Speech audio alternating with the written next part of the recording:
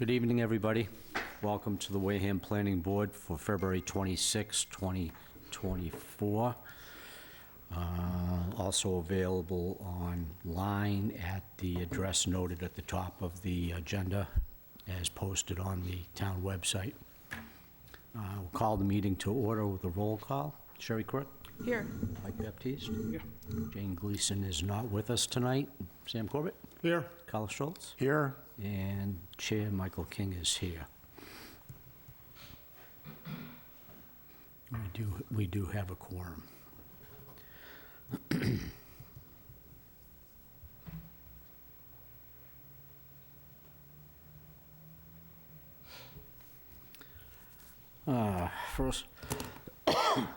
First up, preliminary business, 7-20 Borrego Solar Systems, 27 Charge Pond Road. And where it's same project owner, same set of situation, we'll hear 920 Borrego Solar Systems as well.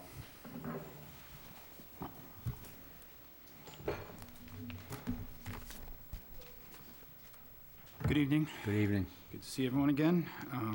Greg Sampson with Sullivan and Worcester. Jared Connell with New Leaf Energy. Good evening. I think where we left off last time was we were gonna, the board was interested in finding out if there was a possibility of conditioning the extensions. I don't know if the town planner had a chance to talk directly, but we looked into it and we were very comfortable with, conditions that are agreed to by the applicant can certainly be worked into any decision, same way like a minor modification would be presented. And so that we're comfortable with agreeing to a set of conditions tied to the extension that we have seen. In fact, we drafted some proposed conditions that I believe we shared with the board, specifically related to battery energy storage. We had some feedback on those conditions from the town's consultant, and we were able to incorporate that feedback, and I think we presented a list of about 8 conditions that would be specific to battery energy storage, but would provide a measure of protection for the planning board, knowing that prior to us submitting a building application, some of the construction level details that are required to comply with National Fire Code, those submittals would have to be made to the fire department and copies to the planning board. And as we previously noted at the last meeting, we're comfortable keeping the peer reviewing contract open so that the planning board's peer reviewer could review those submittals prior to the building permit applications being filed.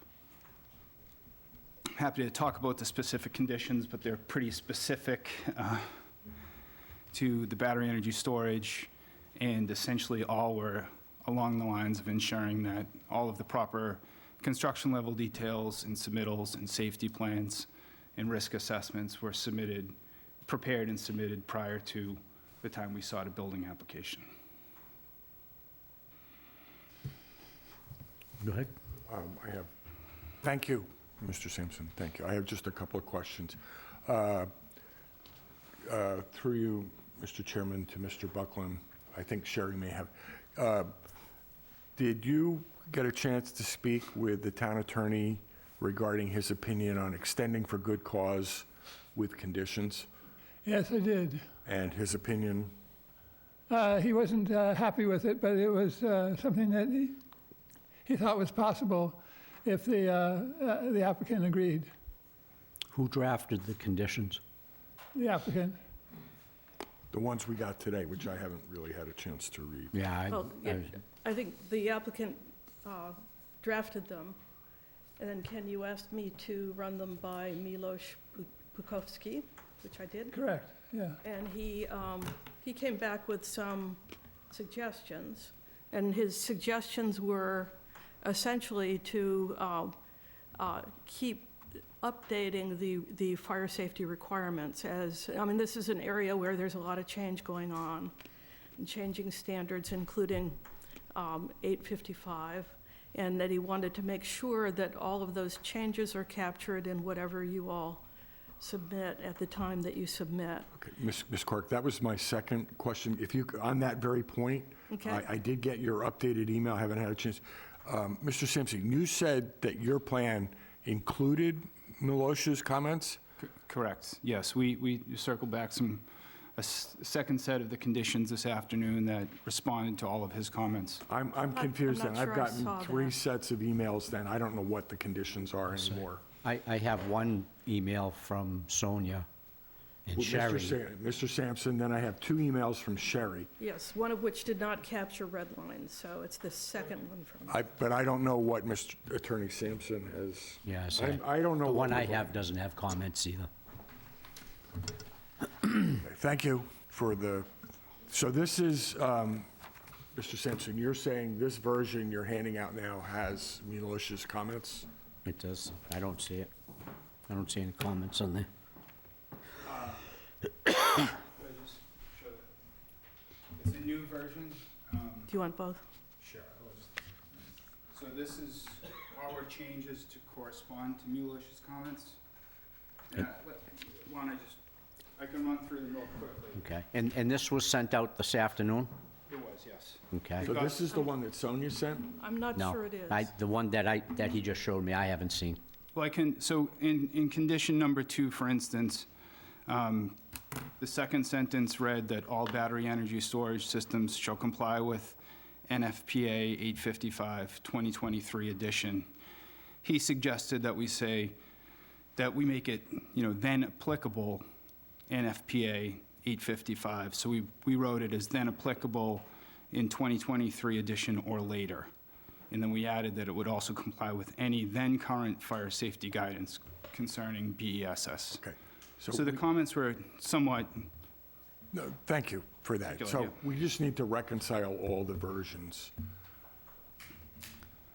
That was my only comment. I'm sure you did a good effort, and I'm sure Milosha did a good effort. I just need to know what the final draft is. Yeah. So if it's this one, that's what needs to get.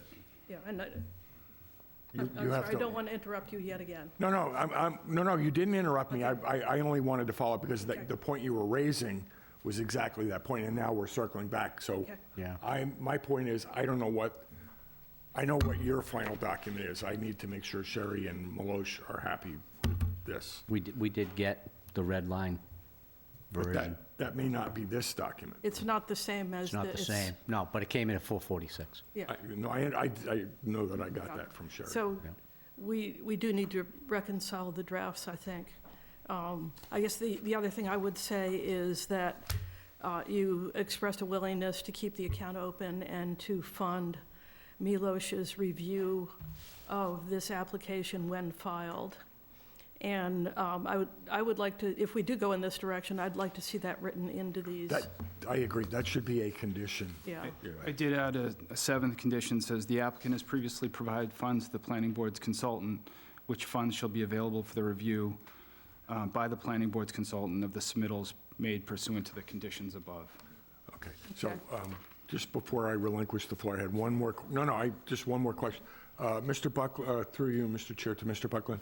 Mr. Buckland, what if and when we come to a vote on extending for good cause, what's the quantum of vote required? Is that a majority? Simple majority, Simple is majority. it?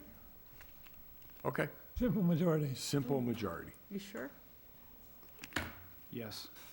Okay.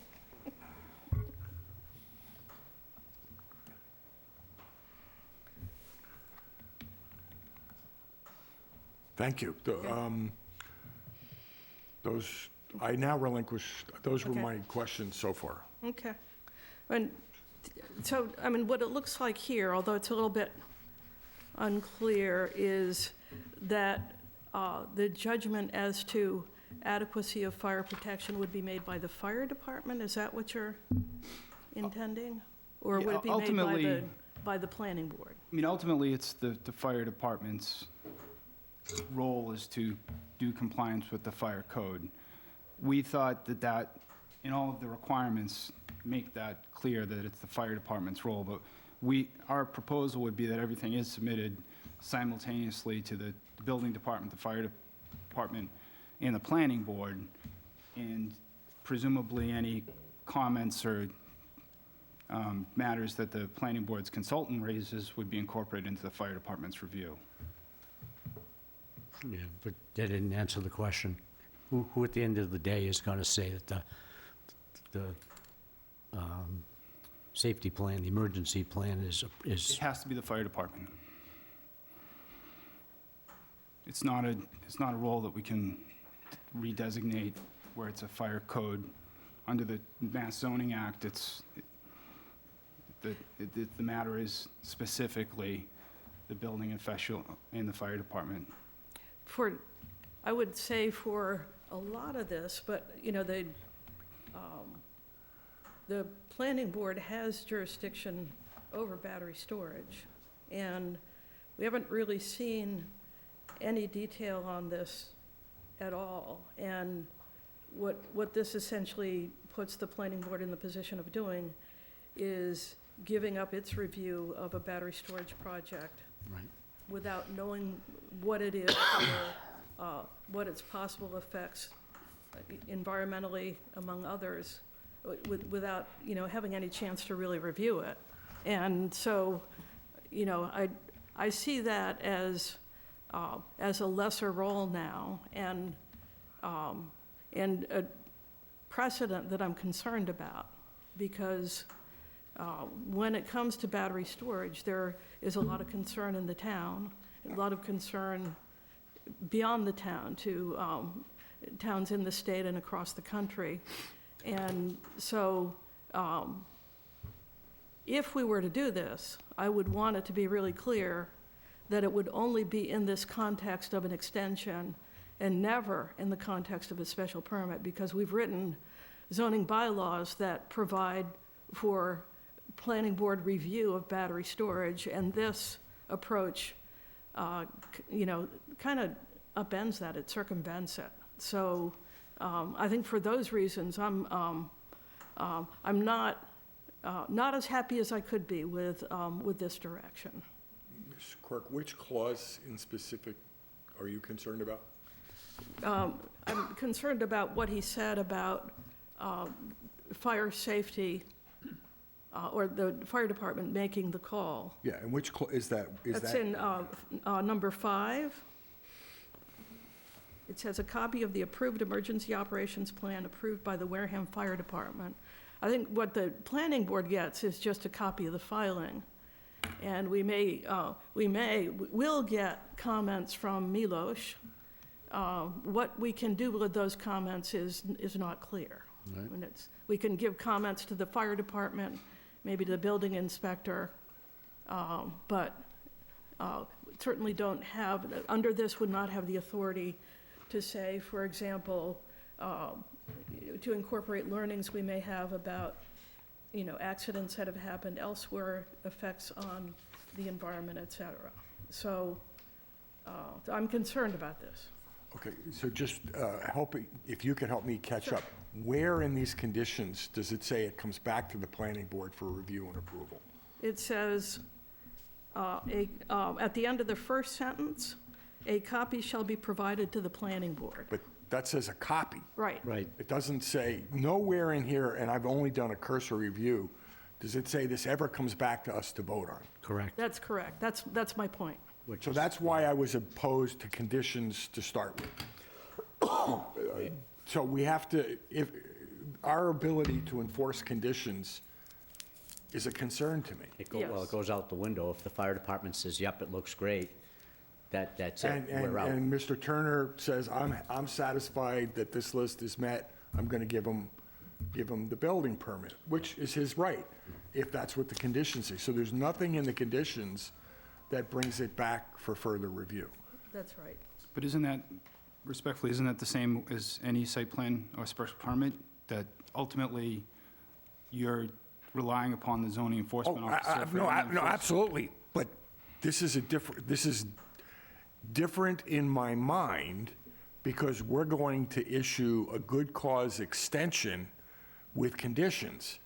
And there's questions, Ms. Quirk has continued to point out, about safety of battery storage. So my my whole discussion, I think 2 weeks ago, 4 weeks, when it was, I was opposed to granting an extension with conditions, and my point was we need to vote on a good cause extension or not, because the whole idea of conditions, we could still apply the conditions, but in fact, once we vote on the good cause extension, the conditions go out of our hands, which you're absolutely right, then it goes into the Mr. Turner, all the agents, all the town agencies. So if the board understands that that's what's going to happen if we vote on an extension for good cause with conditions, which we can do, we've settled that matter, we can do that. We basically have voted on an extension for good cause, and we need to rely on town processes to uphold the to conditions. uphold the conditions. And I have no faith in that. So, Mr. Chairman, may I query Mr. Schultz? No, sure, I'm just saying that was my understanding. If we were to grant an extension for good cause, just a simple extension, what would be our authority to look at battery storage? None. So I'm just saying this gives us only limited additional, I'm only bringing up to the Right. board that this doesn't solve that problem. I don't think the conditions solve the problem you just asked me about. Yeah, and I agree with you. That was the only point I was raising. Okay. Sam, you want to weigh in on this? Treat it like the third rail of planning? Mike? I kind of side with Sherry. I think if we let it go to somebody else to do the final approval for the fire department, we're gonna lose all control. I definitely see that. Can I ask a question, sir? What aspects of the submittal would the planning board, I mean, there are aspects of a battery energy storage with respect to siting, layout, that I think are lawfully within the planning board's purview. But, you know, as far as compliance with fire code, I do think that's a bit of a fine line to try and grant the planning board that authority where it doesn't exist. So I'm just curious, is there a balance where we could look at an option where the planning board has approval authority over aspects apart from compliance with code? And I say respectfully, I just, you know. Yeah, no, I hear you. Here's an example. Right now, what we've heard from our fire department is with the location of this battery storage, if there is a thermal runaway, they'll let it burn out in place. And that they present as current thinking on how one addresses this kind of incident. Not so long ago, and I've read the idea of using very large amounts of water to put out a battery fire. And it gives me pause as to what we know at this moment in time, as to how people are going to act, how the fire is going to be put out, what the state of knowledge is going to be at that point in time. You know, it gives me pause that right now we don't know everything that there is to know and that there may be to know by the time that you all are ready to go live with this. That's what I'm concerned about. So, Mr. Chair, through you to respond to Mr. Sampson and also for Ms. Quirk. I'm trying to answer your very straightforward question. What would this have to say? And then it seems to me, and this is a concern that I've continued to raise, and I probably phrase it poorly, that if we grant and the extension for good cause with conditions, if we don't have the ability to say, okay, we're not satisfied, and then completely withdraw the extension, I'm just saying, the conditions do nothing for me, other than they're useful, they're important. I don't have, we should not abandon them, but effectively, I think we should, and I think Attorney Sampson's position is, our ability to rule is really on, and I think this is correct, on extension for good cause or not. And once we say it's been extended for good cause, even if there are extensions, well, or excuse me, conditions, we've ruled. Our authority has ended because we've said there's an extension for good cause.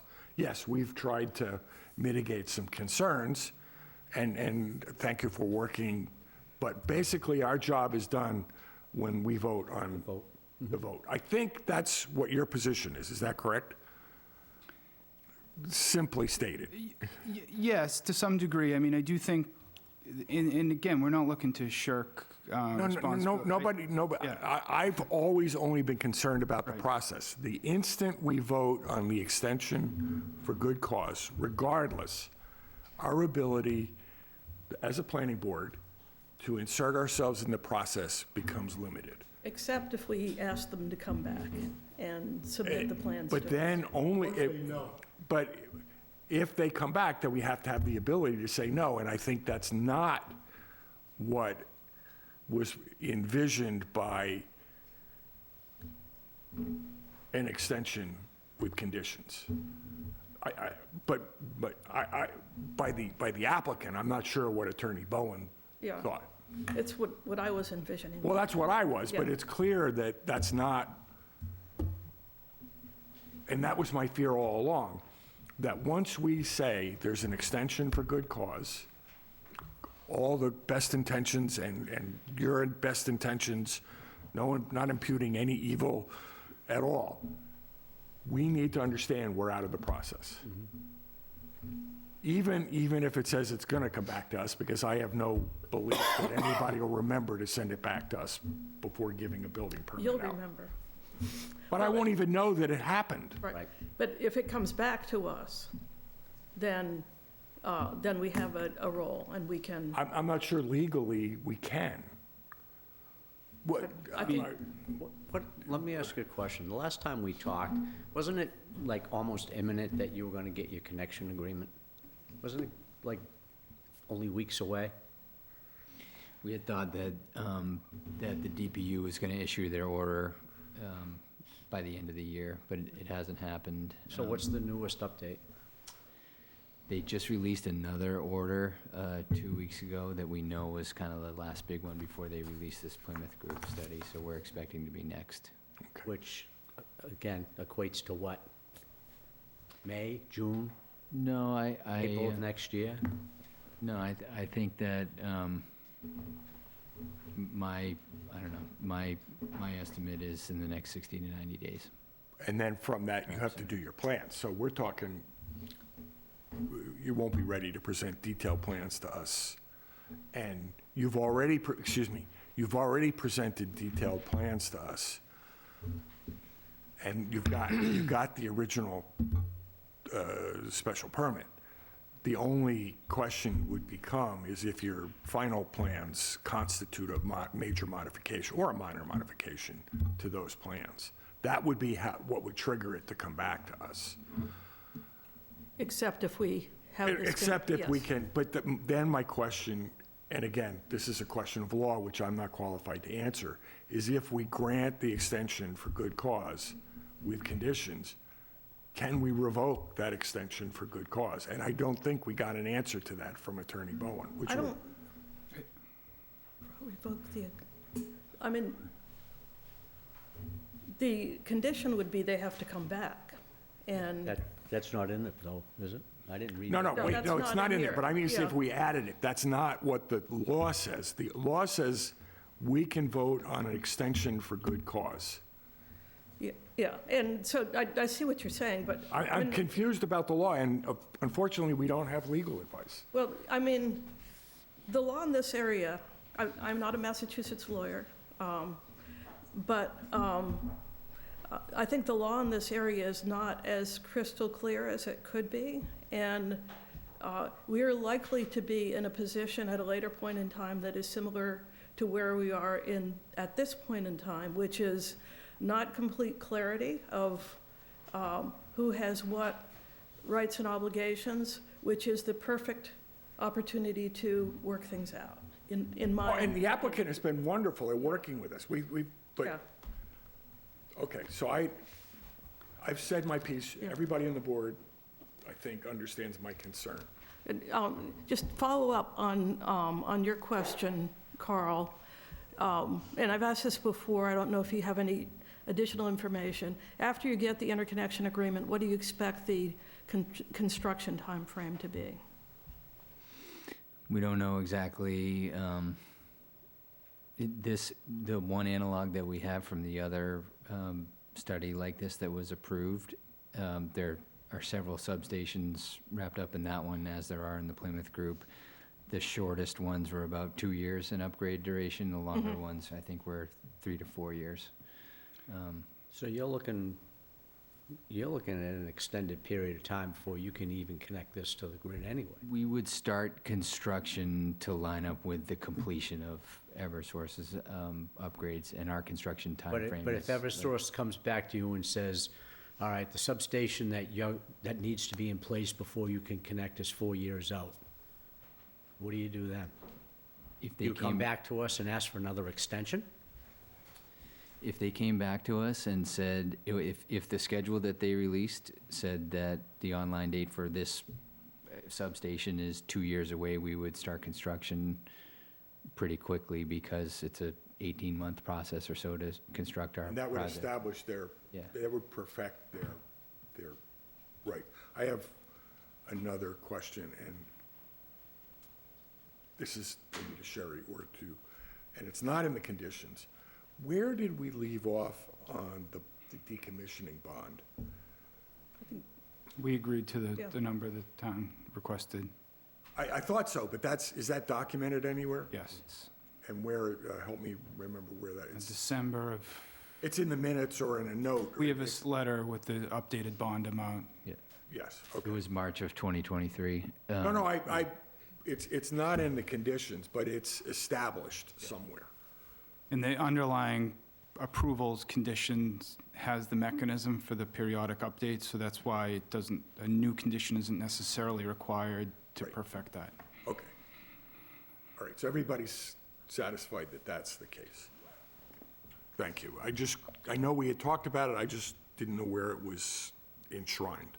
And just to shed a little more background on the interconnection process, I mean, and I sympathize that it's an exceptionally long period of time for a lot of these permits to be open, and, in this Plymouth group study, I've been before at least 5 other planning boards requesting good cause extensions for the same group study, and all of them have recognized it, because it's a process that is driven by the DPU, more than Eversource even. It's a state process. It's a process that we have limited ability to influence, and so that we think that it really is the classic case of where good cause exists. As far as, concerns about enforcement rights, I mean, there's always, with any of the conditions in a planning board approval, if the planning board has concerns about them not, and I realize that there's. That's not a concern with you, that's a, Oh, I know, it's the town processes, and, I'd say that I think we've demonstrated a pretty good track record of being responsive, and I can't imagine that if there was a concern about the availability of information from this planning board, that we would completely ignore that to. my comment was in no way. No, I know, but I just want to make sure that it's not just the fact that there's a process by the fire department to sign off. We recognize sometimes that can be a bottleneck even. I think we would anticipate doing some of the legwork with the planning board's consultant anyways, just to make sure that we present a product that is going to be approved by the town, that everyone's comfortable with. All of the existing battery energy storage systems in town currently have processes in place and monitoring and emergency action plans. So it's not something that the town is completely, it's not new to all of the departments in town. I know this board spent more time on it as part of these applications than previously, but there is a good working relationship there with the town and even the joint municipalities to train and make sure we're implementing the best procedures. So there is an opportunity to make sure that all concerns are addressed well before we get to construction. You said something in the course of that response that caused me to wonder whether you have a suggestion. I mean, and you had asked us what condition we might propose, but I think the sticking point here is the fact that the planning board has no role and no authority for a condition for a project that they have issued a special permit for on what is a very important piece of it. And so, do you have a recommendation for a more meaningful process than simply advisory? Because I think, at least for me, and I can't speak for others, that doesn't seem very meaningful after what we've put into this. I agree. My concern is this. There's no date on the horizon. There's no date specific that says, all right, we can anticipate an interconnect agreement on X date, which means that now we have to find out what the infrastructure status is, what substation it's going to be involved with, when that's going to be upgraded. There's no date. So all the work that's been done on the special permit up until now, it could be 4 or 5 years before you guys actually build this thing out. And all that work is at that point is old. We could come back once the agreement is issued, or once the agreement is issued and the utility is published a schedule. We could come back and update the board at that time. Well, that would be useful if you Yeah. did that anyway. Thank you. Mr. Chair, I have another process question. And to Attorney Sampson, to Mr. Buckland, perhaps Ms. Quirk, if we were to act tonight, and I'm not saying we would, and we granted an extension for good cause with conditions, when does the clock start on the 2-year? Does that start tonight? It would start tonight, not when Not all when the first 2 years ended. not when it shouldn't, I don't think it's not going to toll back to October of last year, but it might. So, But let me finish. It's not, meeting these conditions does not toll that time, right? It would be tonight. The clock effectively starts tonight. so to answer the question, it's really, it's not necessarily 2 years. The length of the extension the planning board can grant under the Mass law and the bylaw is however long the good cause delay was. So if it's been a 3-year delay and you want to recognize a 3-year extension, the planning board has the ability to do that. If the planning board is more comfortable with a certain date to run the extension through, we're happy to work with the planning board in that capacity. But under state law and local law, you're not limited by how much you can grant the extension, except that it has to correlate to how long we've been delayed. So our motion and findings would have to have a mention of the length of the extension? It's usually recommended, yes, we always have a date, and I think that we would appreciate having a date so that we're all working off So the that's same. another piece of information to think of for our motion. And what would, just help me, what would that sound like? What would that You don't have to, just throw out a date, but it doesn't have to be the date. What would that sound like?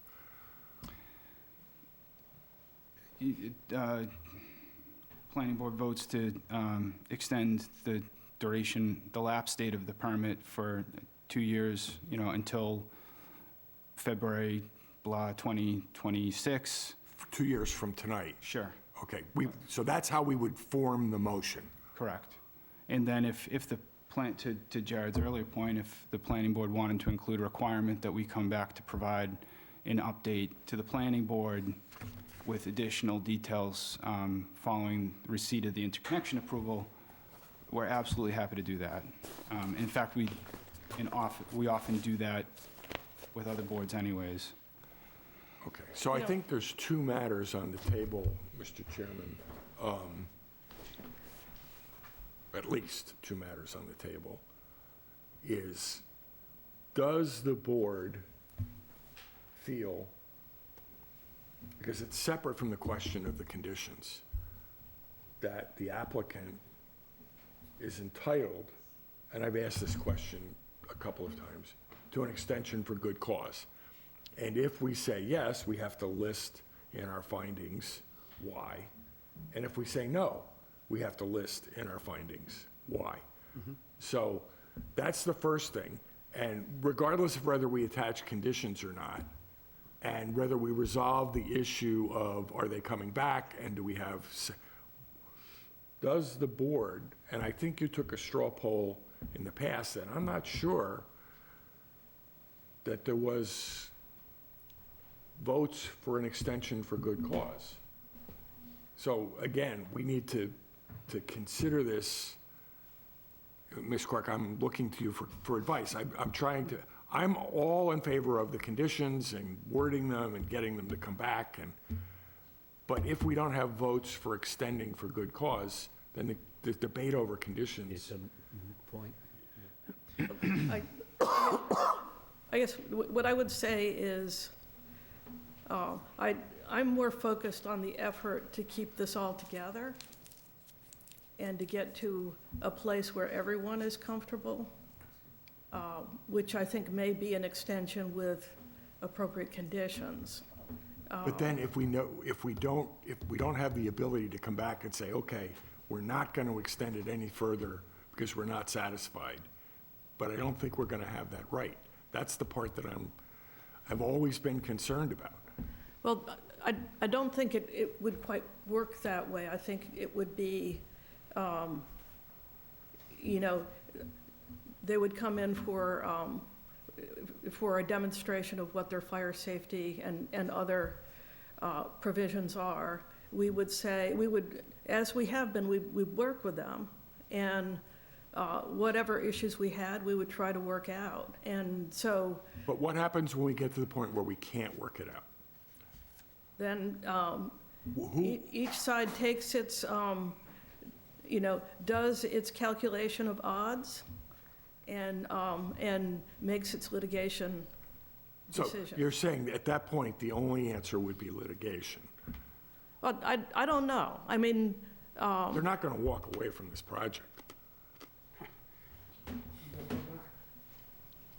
Yeah. How does, I don't understand what's going to happen if we do this thing with conditions. That's what I don't understand what's going to happen. So, and my difficulty is that, that I think without conditions or without a real ability to look at what they're going to do with battery storage, I have difficulty saying this is a good thing to go forward with. But that's not the question we've been asked to answer legally. the question is there good cause? Yeah. And that's the thing I'm struggling with all Yeah, along. and if you narrow good cause down to the finest ribbon that you can, then they've shown it. If you have a more expansive view of it, which is that this is a planning board who has the authority and obligation to look after the health, safety, and welfare Which I don't of the debate town, at all, but then good cause is is in the eye of the beholder. So those are two different views of the world, two different views of what a court might find, and there's lots of range in between. But, I wouldn't be willing at this point to say good cause is just this tiny little thing, unless, in my opinion, we also satisfy ourselves that we're doing right by the town in our role as the planning board. And I understand that. I support your position. What I don't understand is what's going to happen, and I'm frustrated that we haven't gotten Yeah, advice. well, yeah, I mean, we've gotten some, but I know we haven't gotten what you would find satisfying. But I had a thought pop into my mind, which, I mean, in my mind, this would make things a little bit easier, and the downside of it is that it kicks the can down the road, and I know at least one member of the planning board, who I'm looking at right now, is tired of playing this particular game of kick the can. But I think at the time when you have your interconnection agreement, you will know a lot more about the time frame you're working with. And at that point, you're looking at probably a more finite period of time. You'll probably be looking at more fleshed out plans. And I wonder if we should defer this decision until then and just provide more time for you to develop your application and get some of the unknowns known. I know that's not the answer you would prefer tonight, and but I at least would find more comfort in knowing more about what we're saying yes to, which I think would be available at that point. I'm sorry? Or no to. Or no. So how does your interconnection agreement application status, whatever it is, if you need more time, is what it boils down to. You need more time. We're not going to build this year. Right. So now we're 4 years into the approved special permit. So now it's 4 years old. Correct. Probably gonna be another 2 years or better from now before we see it built. So now we're talking about, permit that was approved based on information that we had substantially, that's now 5 years old. That's where my concern comes in, is where, if by granting the extension, we're saying, okay, this now 2-year-old or 3-year-old plan is now gonna suffice and bring us into the future another 2 years. So now we're talking 5 years on the plan. So no matter And what. things will change in that 2, 3, 4. But we're still going to be stuck with the plan they submitted. Not stuck with, but that's. Where I was driving this boat was, how does the status of your special permit request with us affect your interconnection agreement? I don't think there's any relationship. Okay, so what would stop you, if you're looking for time, what would stop you from withdrawing the project without prejudice? Now, that doesn't trigger a 2-year clock. You can come back anytime you want. You get your interconnection agreement. You figure out how long it's gonna take you to be able to really connect to that thing. And then you come back with the plan, with the application, and we start the process. And we have You to got vote. 90% of it built out. But we still have to then go back to public hearing. I understand that. And the risk But of now we're appeal. not dealing with what could potentially be 4 or 5-year-old plans. Right. Now the plans are fresh. We start with everything we've learned, 90% of Now what and the... then it's going to change. It has every 6 months. There are already things in the pipeline where they're not using lithium batteries. They say it's 18 months to 24 reality, but it's out there. It's being built, and it's a test. But that could change everything, Right. and that is So, a definite possibility. I mean, that could be an that out, become- as long as that doesn't trigger a problem for you with your place in line with the interconnection agreement.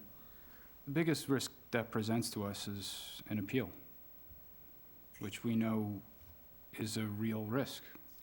I'm sorry, can you explain An that? appeal. A new decision is subject to a complete, we're starting over. Mm-hmm. Yeah, you are. We can And be appealed. There could be an appeal, and then they could have to go through the whole appeal process. I'm just looking That's for the answer. ways, That's sort of the answer. I'm just looking for ways to figure out how to give them the time that they need to get their ducks in a row with the utility without us being bound to outdated materials. So let me ask you a question, following your line of reasoning. If they're going to substantially change the technology, which is one of your thoughts, doesn't that constitute a major modification to the plan they submitted? Does it or doesn't? All we're Mr. talking Mr. about is the Buckland, makeup. what would constitute, regarding technology, a major modification to the plan? Under the site plan review function that you're doing this review, you're looking at the form and the location and the content of the battery energy storage system. I don't believe that, The type of batteries would trigger it. yeah, I don't think See, I don't that'd think be a so major either. modification. If the battery storage is in the same location as the originals, and it went from lithium to the, whatever the new As long as they technology. didn't increase capacity. Right. Then it wouldn't trigger a major modification. That's another protection that we have, is the major modification, but you're saying that likely won't get triggered. There's nothing in, this is through you to the applicant, there's nothing, you understand the concerns about, the plan is really growing some teeth. It's long in the tooth. But you, as an engineer, you're not envisioning substantial changes to the layout, the plan, the structure of what you're gonna build. That's correct. I can't claim to be an engineer, but as Ken was saying, the form, the locations, the racking type, the module locations, the storage locations, the nameplate capacities, those Will not remain change unchanged. based on- They have not changed since the original approval, and they won't change. Okay. Let me ask you So this. that won't trigger what I was hoping. Right, so say, I'm gonna pick a date, because none of us know. So let's say 2 years from now, you have your interconnection in hand, you have a commitment from the utility that says the substation or the utilities are gonna be ready to receive the output, and you can comfortably connect to the grid and start generating electricity 3 years from now. Just use that as an argument. What happens if between today, or actually the plans we approved, a certain amount of output on the racking, and 3 years from now, or 2 years from now, when you're ready to start putting panels on racking systems, that the output of those panels has increased by 40%. What happens? You're not gonna make me believe that you're gonna put fewer panels up there and walk away from more production capacity. I wouldn't believe that for a second. We would be limited. What's the point of by- me giving you an answer then? But this is the reasoning behind my concern about the technology moving on us and us extending a permit that's based on technology that's already 3 years old and could potentially be 6 years old by the time you act on it. Here's the answer. Hopefully you believe me. The interconnection, the size that we've applied for is fixed with Eversource. It's a 5 megawatt AC connection to the system. That is all the wires, the plumbing from the system will export to the grid. So if the DC rating of the modules for some reason is much larger, we can't modify the size of that pipe that goes back to the electrical system. So we would. So you're either- limited to the output regardless of how you you would have- arrive at it. Yeah, you would have two options, basically. You would install more DC modules, and you would have more clipping, because you can only export 5 megawatts AC, or you would reduce your module count to make most efficient use of that 5 megawatt AC interconnection to the grid. Mr. Chair, as I follow on that, one of the issues, more clipping.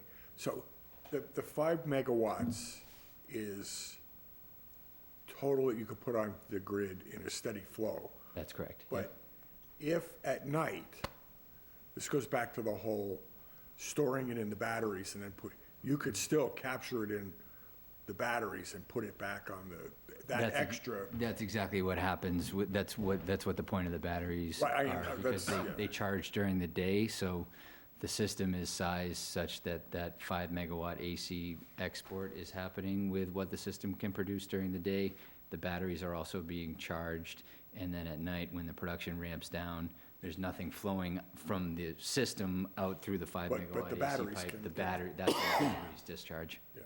So you could theoretically, with more efficient panels, capture more in more efficient batteries and get a smoother 5 megawatt continuous output on the grid. But you do have protections there, because that, I mean, that. No, that's a good thing, but I'm it just would- saying, it but it's wouldn't still never necessarily- gonna be more than 5 megawatts.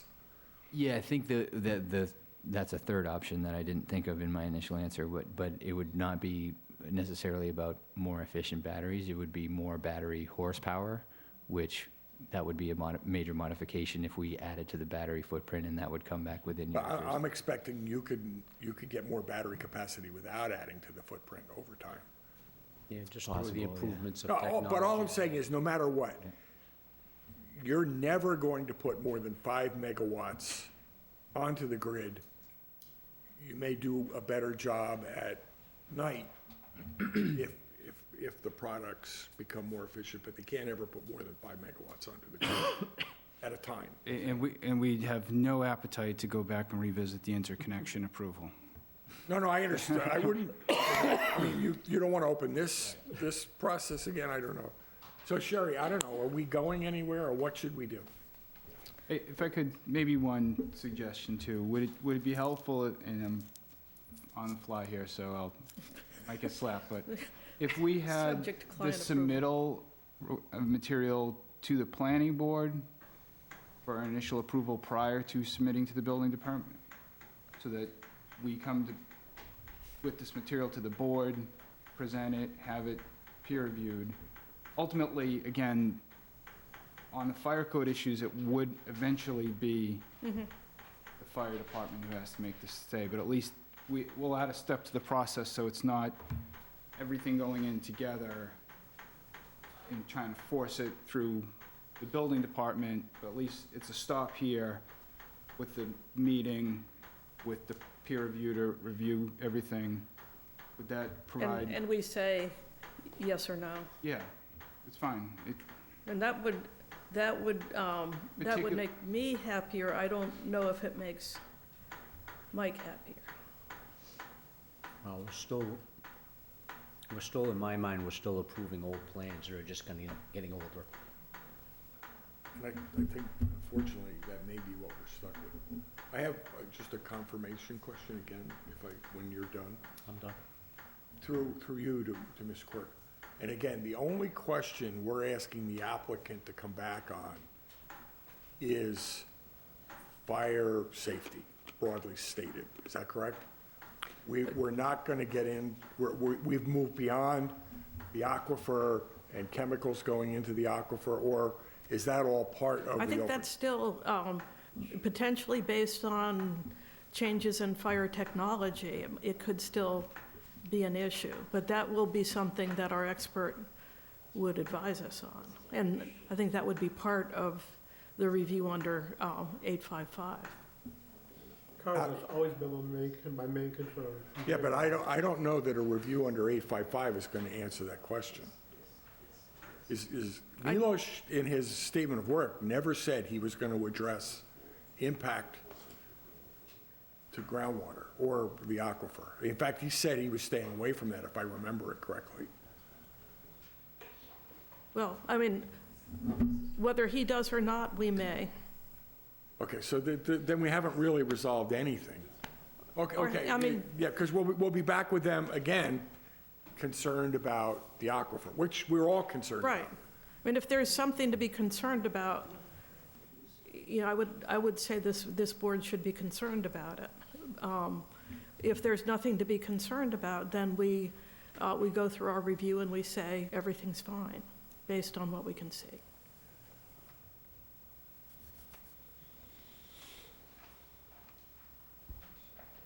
You could be overruled by the fire department, though, in case there was a decision that you made that went against how they interpreted the code. I would imagine that if we did something that, or wanted to do something that they didn't agree with, it would be because of advice we'd gotten from our expert, and we'd have to figure out a way to resolve that. But I don't know that the planning board is in a position to have an understanding of fire safety regulations that would allow us to get into an argument with the fire department. I agree. But if Milos is concerned, or whoever we hire, I think we'd want to know about that.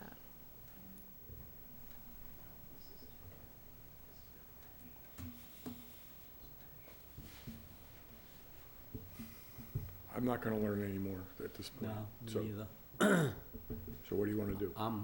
Well, I'm hesitant to put it to a vote to either approve or disapprove, partially because we don't have a full board. And I think with the amount of work that the applicants put in, I think you deserve at minimum that. And I'm not really comfortable that we've moved the needle anywhere on our concerns with this, you know.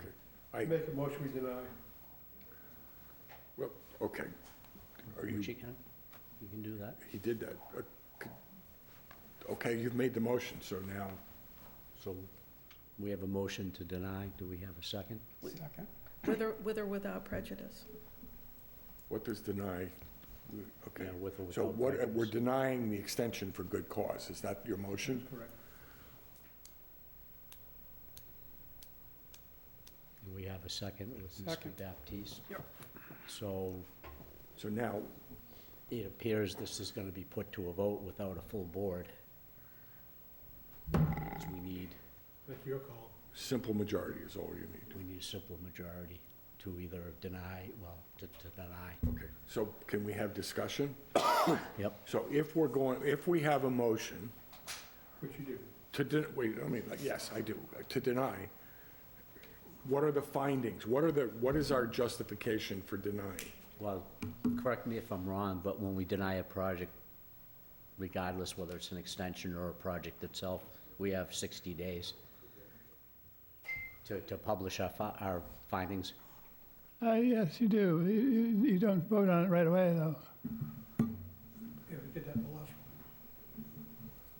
But then, why are we denying They it? I ended don't up know the scrambling. reason we're denying it. Well, I'm not gonna speak for Sam. That's why I'm saying, what are the reasons? Okay, fine. We have a motion, we have a second. Discussion? That was what I was discussing, so. Discussion?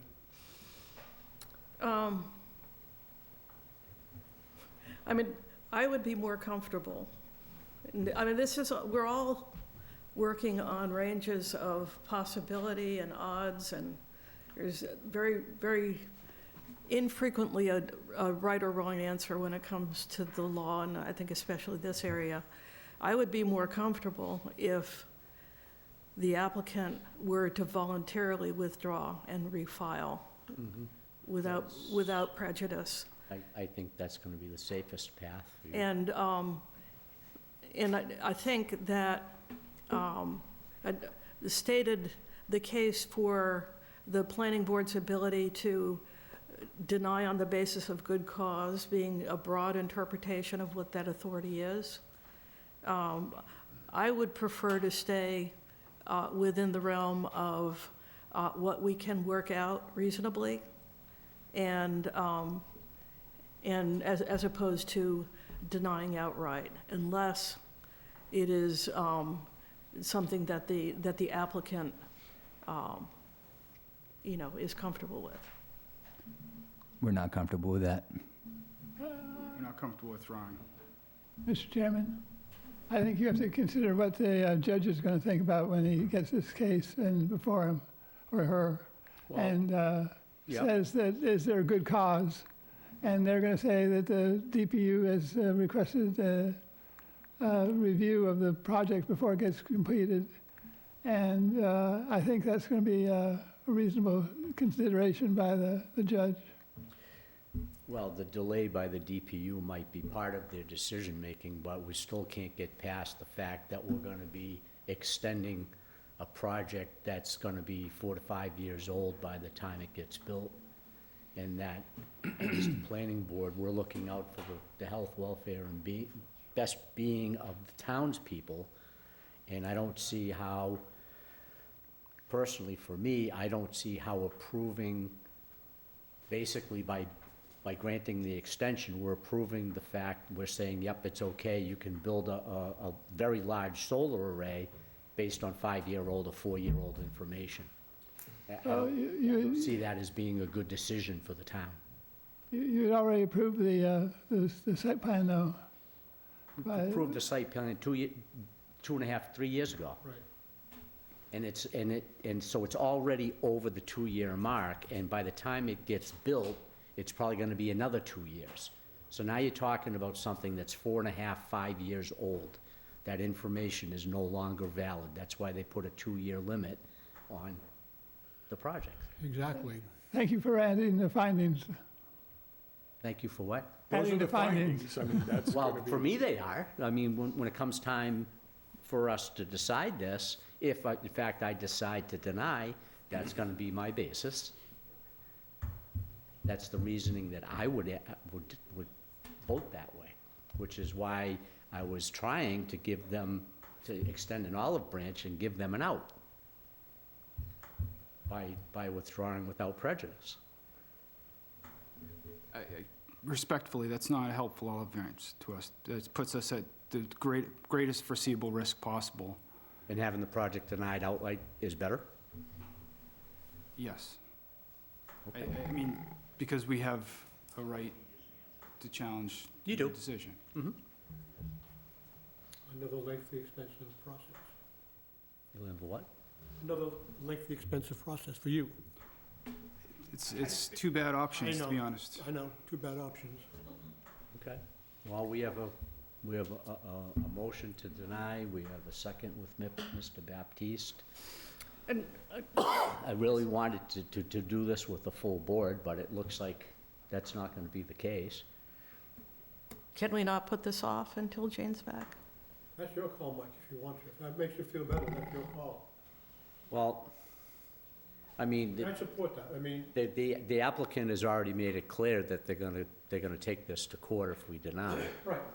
Mr. Chairman, not necessarily. We have to No. preserve our options. We can't understand. on the fly decide to withdraw without a lot of consideration, is my point. All right, so I'm gonna invoke my That's fine. powers. Your power. And we're going to put off this vote until we have a full board with Jane, and we will bring it back with you remaking your I agree. motion. Everybody here's put a lot of time and effort into it. And Yeah. that's- I want to make sure we make the right decision as thoughtfully as possible. I agree. Okay. So I would entertain a motion that we not act on this tonight, that we put it off until the next available planning board meeting, Call her up. anticipating, I think she's traveling. Doesn't make any difference. Modern communications. I think she's on a plane. Mike, before you do that, you gotta have Sam take his motion back and then the second. Mhm. 'Cause you already got it to that point, before you can make another one. Is that the legal process, Alan? Yes. Okay. Withdraw my motion. On my Withdraw your second. motion. You draw your second. All right, we're clean now. Round. All right. So our next available meeting, that isn't waylaid, let's see, today's the 26th.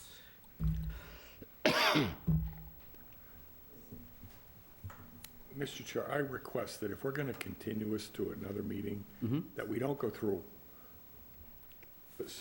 all this material again.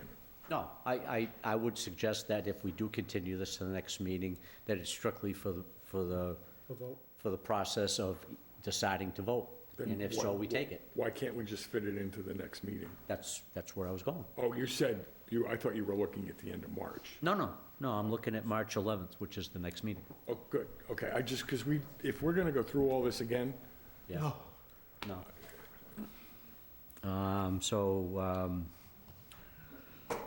Entertain a motion from the board to put this off until the meeting of March 11th with the anticipation we have a full board for the vote. So moved. Second. You have a motion by Sam Corbett, seconded by Mike Baptiste. All in favor? Sherry? Are you designating me to vote in Jane's place, since she's absent? I don't think an I don't- associate I- can vote on this matter. To move a meeting? I don't know. I don't think you need to actually have a vote on this because Yeah, it's not a, but it's good that not it's here. on the record. yeah. Sherry, I would like you to weigh in. Aye. Mike? Aye. Sam? Aye. Carl? No. And chair votes aye. So March 11th. Thank you. Thank you.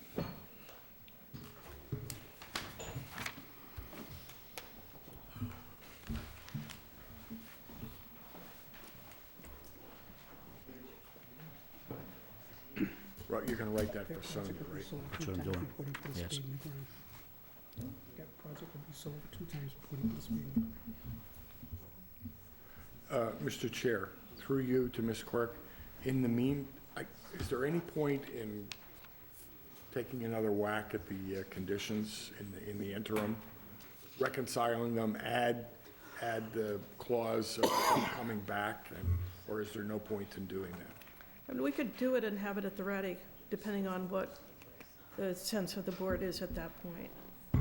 I would be happy to do that. Okay. If, You run it by the applicant as well. Oh, certainly not surprise them with it, but rather than, I don't know, it's just sort of an open, An 11th hour Hail Mary. I don't know. Yeah, okay. Next up, item I 3. asked if anybody thought it was worth doing. Yeah. Yeah. Next up, item 3, for discussion, possible vote, Woodward Pines. Do we have anybody here for that project? We have nobody here for that project. Does Mr. Fay not, is Mr. Fay on On Zoom? Zoom? Or anybody from his company?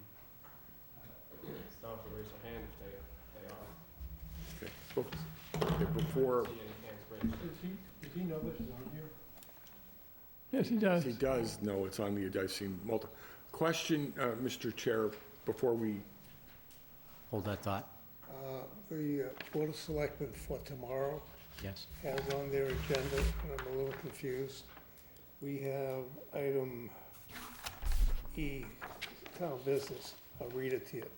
Discussion and possible vote to set the performance bonds at $44,375 for Phase 3 and $221,542 for Phase 2. so, two, That's all we have, that's what we have on there. My understanding was, from last week or so, Phase 2 you were holding because you had some issues. And I think you've also got Phase 1 here too.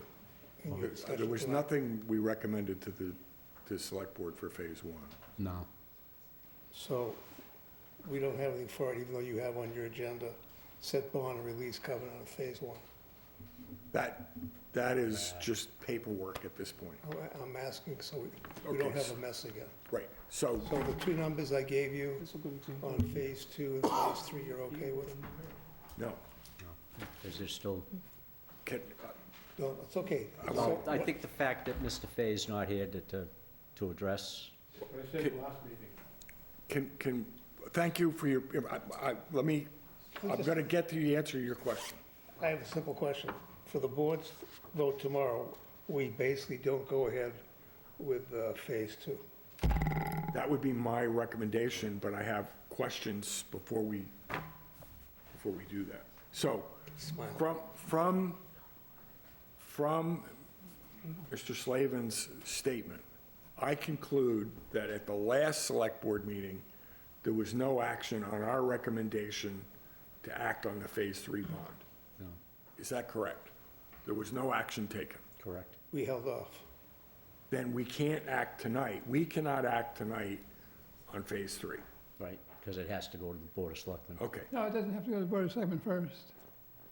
Yes, it did. We agreed on this process, Ken, in a meeting with the attorney, with the applicant, that we would vote on recommending to the Select Board the bond to replace the... That's right, you vote first. And we did. And then it has to go to them, they have to vote it, then it has to come back to us, and we have to release the covenant in place of the bond. So we have actions to take following their action. Before Mr. Fay can get a building permit, we have to release the covenant. I think you can release it conditionally as well. I'm not gonna, that's not what we agreed to in that meeting. We sat down and outlined a very orderly process, which I documented, sent to everyone, and that wasn't the process. It seems like it still seems like an extra step is. Then why didn't you say that 3 weeks ago? Because I didn't understand the process, I guess, at that time when you had wasted. Okay. Does anybody know why nobody from Tim's office is here? No. They were told about it.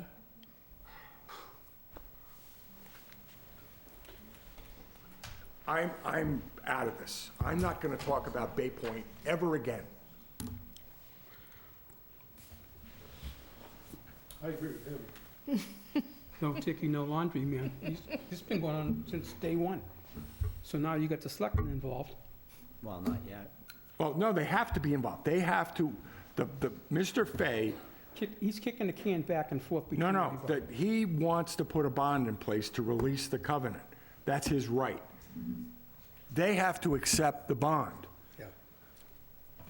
Now, the only step that we have to take, and the board gets to decide on this, is are we gonna release the covenant before they accept the bond? The instant we release the covenant, he He's can free. get building permits. Give him nothing. Well, that's a different point.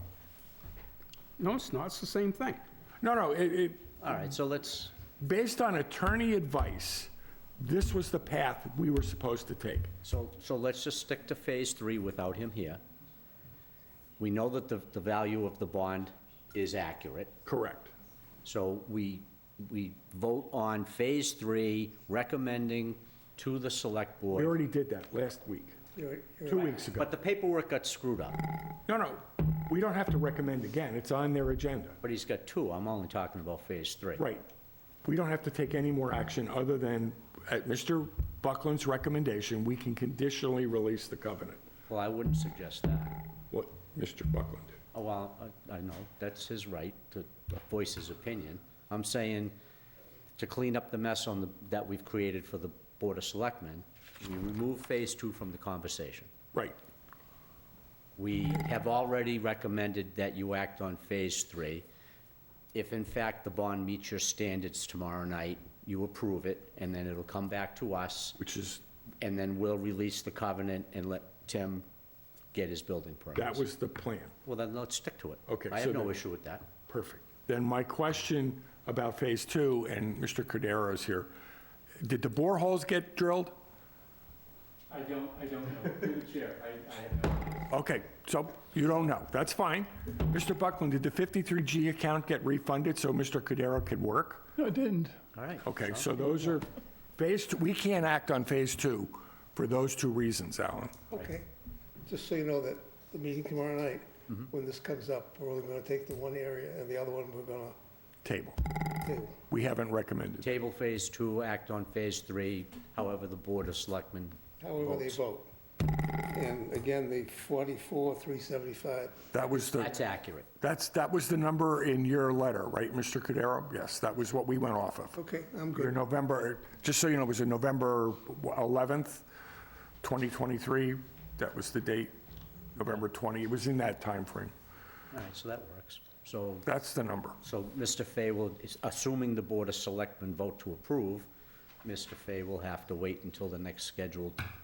Why isn't he here? Why doesn't he get Say it? that every time he doesn't show up. But he promised that Mr. Welch would be here, somebody would be here.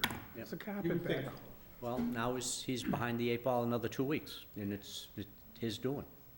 Can I ask another question? Yes. Way back, when I was on the planning board, we changed, Mike was obviously there, we changed, as you remember, the zoning for recreational, because we had already absorbed the golf course, I think, twice already. And I didn't want to sit there and have the town get the golf course coming back to them. So I wrote, and I think Mike helped me as well, we changed the ruling for recreational, and it's almost spot zoning, but we won't get into that. We wrote the article for 100 contiguous acres of land with a championship par 70 golf course. The par 70 golf course, I don't think has been active for a year or two. So how are we building and doing things if the property right now doesn't meet the current zoning? I've asked this before, I've never got an answer. Of who did you ask? I've asked basically our building inspector, and I've also brought it up that this is what the rule, this is what we put together. If you look at your zoning, you'll see it's what it is. I'm not making something up. I know. No, I'm not questioning, but it's never come back to us. I'm not blaming you. I'm just asking, why haven't we somewhere along the line asked that question? It keeps getting asked to me by the citizens.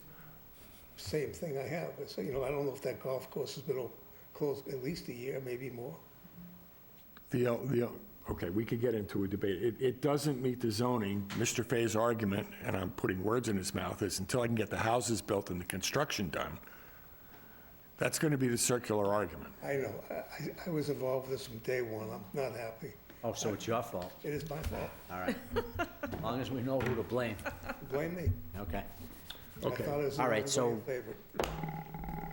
So we're gonna take an official vote, because it does say possible vote. We have to- Oh, no, we can't, not gonna release the covenant. Okay, so we're good. Okay, so for the minutes, let's summarize. No action on phase 1. Okay, let me, back to the action plan. For phase 1, Mr. Cordero was supposed to meet with Mr. Welch, review the punch list, and come up with a value. Now, this is where it was going to come back to you, Alan. They were supposed to come up with a value of the remaining work, and then Mr. Fay was supposed to put up a bond for the remaining value. Then the bond would have to be accepted by you, because there is no bond in force I understand. for phase 1. You have not met with Dennis Welch to review the punch list? No, sir. Has he called you? He reached out a couple of weeks ago. We did not connect, left me a message, I called him back, we didn't connect. Okay, so, Mr. Chair, a question. Who's responsible for making that action happen? It would be on the shoulders of the developer, the proponent. I Okay, mean, we have our representative who's actively interacting with them, but it's not, at the end of the day, it's not the town's responsibility to chase down the project manager, drag him to the site, and make him do the work. okay, so, until that happens and a new value is established for phase 1, we can't put a new bond in place for that work. Well, that can't happen until the 53G account is replenished as That well, can't too. happen till the 53G account is established. Because we're not going to go negative on the account. Right. Mr. Welch promised us 2 weeks ago he would bring that up to Mr. Fay. Okay, so there are 2 items on phase 1 that we can act on. We can release the covenant, which should have been released when the tripartite agreement was put in place. That's a paperwork process. Mr. Welch is supposed to be here to go get that document and file it. So when we release the covenant, he has to file it and return it to the planning office and the clerk. It has to be signed by the chairman of the board and notarized. Right, which is why you gave us the draft paperwork. That's right. So that's an action we can take with regard to phase 1. That's cleaning up the paperwork. That's something entirely in our control at this point, and I recommend that we get that off the plate. Then, once we release the covenant, the tripartite agreement expired. It's defunct, but it's never been taken off the books. I think you gave us a release form for that as well. Is that correct? Ken? For Phase Yes, 1 tripartite agreement? With the replacement security, yeah. But okay, so it has to have the replacement security, which we're not ready to do. That's right, because we don't have the amount of money yet, so it's going to be valued at. Schedule of values. So then let's not. there's no action on one. Let's not act on one until we get a replacement value. But those 2 items are pending, or 3 items. Release the covenant, close out the defunct tripartite agreement, replace it with a bond.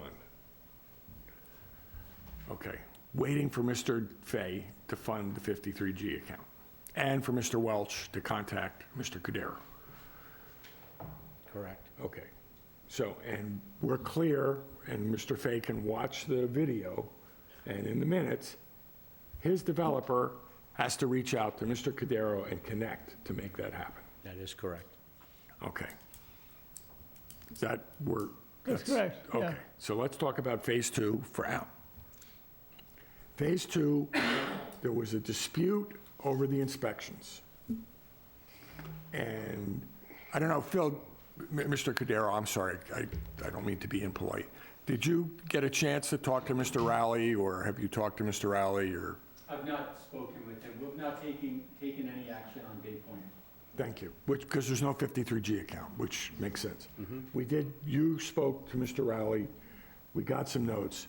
We agreed with the applicant that in the absence of being able to clarify the questions about the inspection, he was going to drill 3 boreholes. Correct. At the last meeting, Mr. Welch said those borehole drillings were scheduled. Yep. Have you heard back from the applicant on those boreholes? No, I talked with Mr. Rowley about it as well, too. And Mr. Rowley had witnessed the subgrade being put into place, and but not the fine grading on the surface, but none of the paving. So what we need is the bores for the paving on top. Right, which is what we sort of agreed to at that meeting. Mr. Cordero, if you get 3 boreholes, will that be enough to satisfy you of the condition of that remaining questions you had in your mind? It would, relative to the roadway, yes, sir. Okay, were there any other questions releasing Phase 2? No, we had a bit of a... could you Oh, go to I'm the sorry, microphone, yes, I should. I'm sorry, Phil. I apologize. You need a mic you can hear. It's too Yeah, I could do like Vanna White, I could run around in the audience with the... To answer your question on microphone, Phil Cordero from Allen and Major Associates. The borings would answer our questions relative to the roadway. That's a very simple exercise. We had agreed on that. I think we had a couple of outstanding comments on Phase 2 that we had brought to Mr. Fay's attention at our meeting going back several weeks. I didn't see any correspondence with that, so I would say those remain outstanding. I don't have my punch list here with me, though, this evening. Okay, so through you again, the severity of those remaining items, would you be, if we do the boreholes, would you be satisfied, because all we're doing is releasing some funds against the schedule of values. And then once those funds were released, Mr. Fay was going to replace the remaining value With a new bond. with a new bond, which then you would vote on, Alan. So we don't know what the value, it's likely to be the number that you said, but, okay, so the risk to the town of the remaining open items that you're a little fuzzy on, my language, not yours, you're okay with us, We'd be okay ultimately recommending to you that it's okay.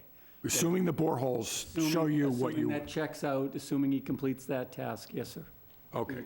So that, the board heard, everybody's okay. So then that would allow us to move forward on Phase 2. Yep. Again, it's being held up by the 53G. 53G account. For Phase 3, I think the only item we're waiting for as a board Is the approval. of is board is the acceptance of the bond, which you may or may not accept. Okay, so, now, that's rough. I'll send the action plan out again, but that's what we sort of agreed to. Now, a question has been raised by citizens and by a selectman. There's a contention that the project is in violation of the permit. And Mr. Buckland, in the original, and I don't remember it, was the condition either specifically called out or implicit in the permit to maintain a championship 70-hole golf course? Implicit in the zoning district or implicit in the permit? Implicit in the zoning district and the application that was submitted that showed the golf course on the plans, as well as the holes and the details of the golf course. Okay, so Which a lot of that's been changed. And a lot of it's been changed, and that's the reason why he says he hasn't reopened the clubhouse and the golf course, because he's still in change on that. is he in violation, or should we take action, or we really rely on Mr. Turner in this case? Yeah, I think he claims he's in the middle of the process of making the changes, so I don't think the building commissioner has an ability to stop him from working. Okay, so to respond to Mr. Slavin, to respond to the citizen comments, which I think Mike and I at least got emails on regarding this point, on advice, and good, I think, from Mr. Buckland, this is in the hands of Mr. Turner. Correct. There's no action for the board to take at this time.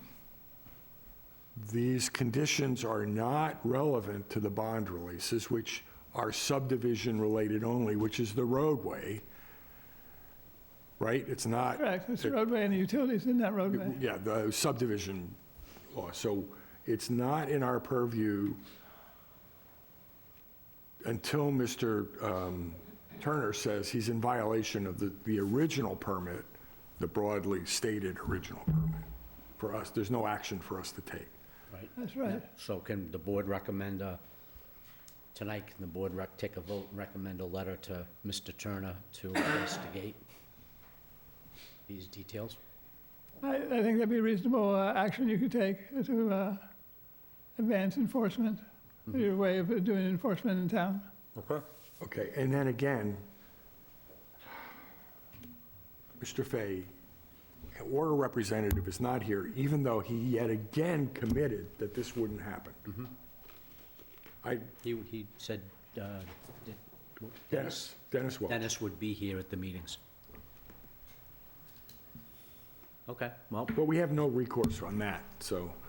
no, but let's entertain a vote to request the planning office send a letter to Mr. Turner, the zoning enforcement officer, to investigate the concerns surrounding the golf course and its condition. Great.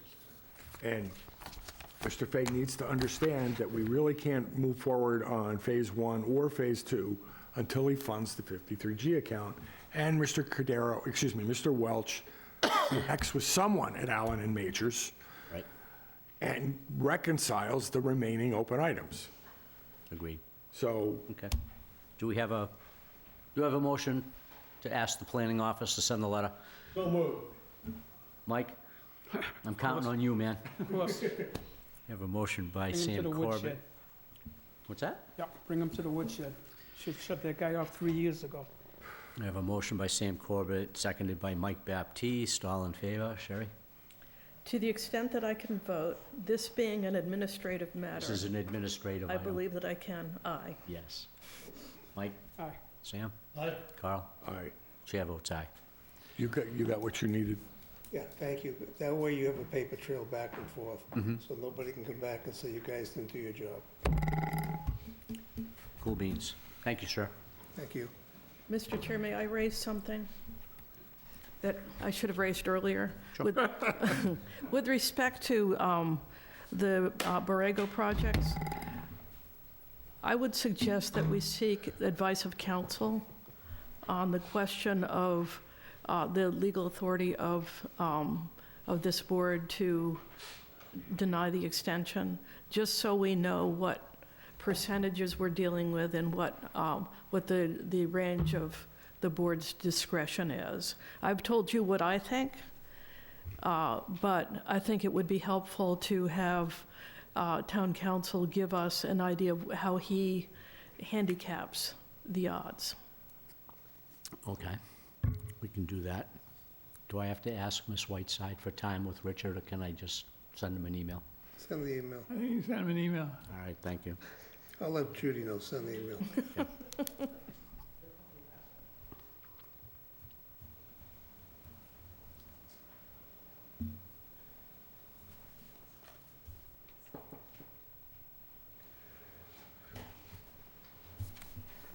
Okay.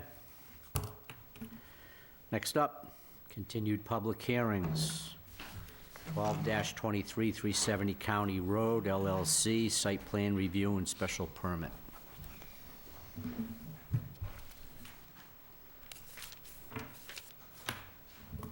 Hello.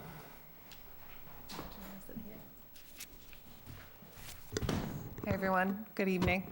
Attorney Jillian Morton here, representing the applicant, 370 County Road. We also have the principal of the company on Zoom, Eric Chrysler. You can see that he's on there. He will be speaking. And our engineer is here as well. So appreciate, I came before you a couple weeks ago, seeking to have this reopened. This is the solar array project over on County Road. And we have gone through the review process. Initially, we just got the second review from Mr. Cordero today. So he, should probably come up to speak to that, but, okay, Mr. Chrysler's here. So I think I'm gonna have the applicant actually speak to the project. Mr. Chrysler is right there on Zoom. He's on mute. You're muted. Unmute. Just unmute.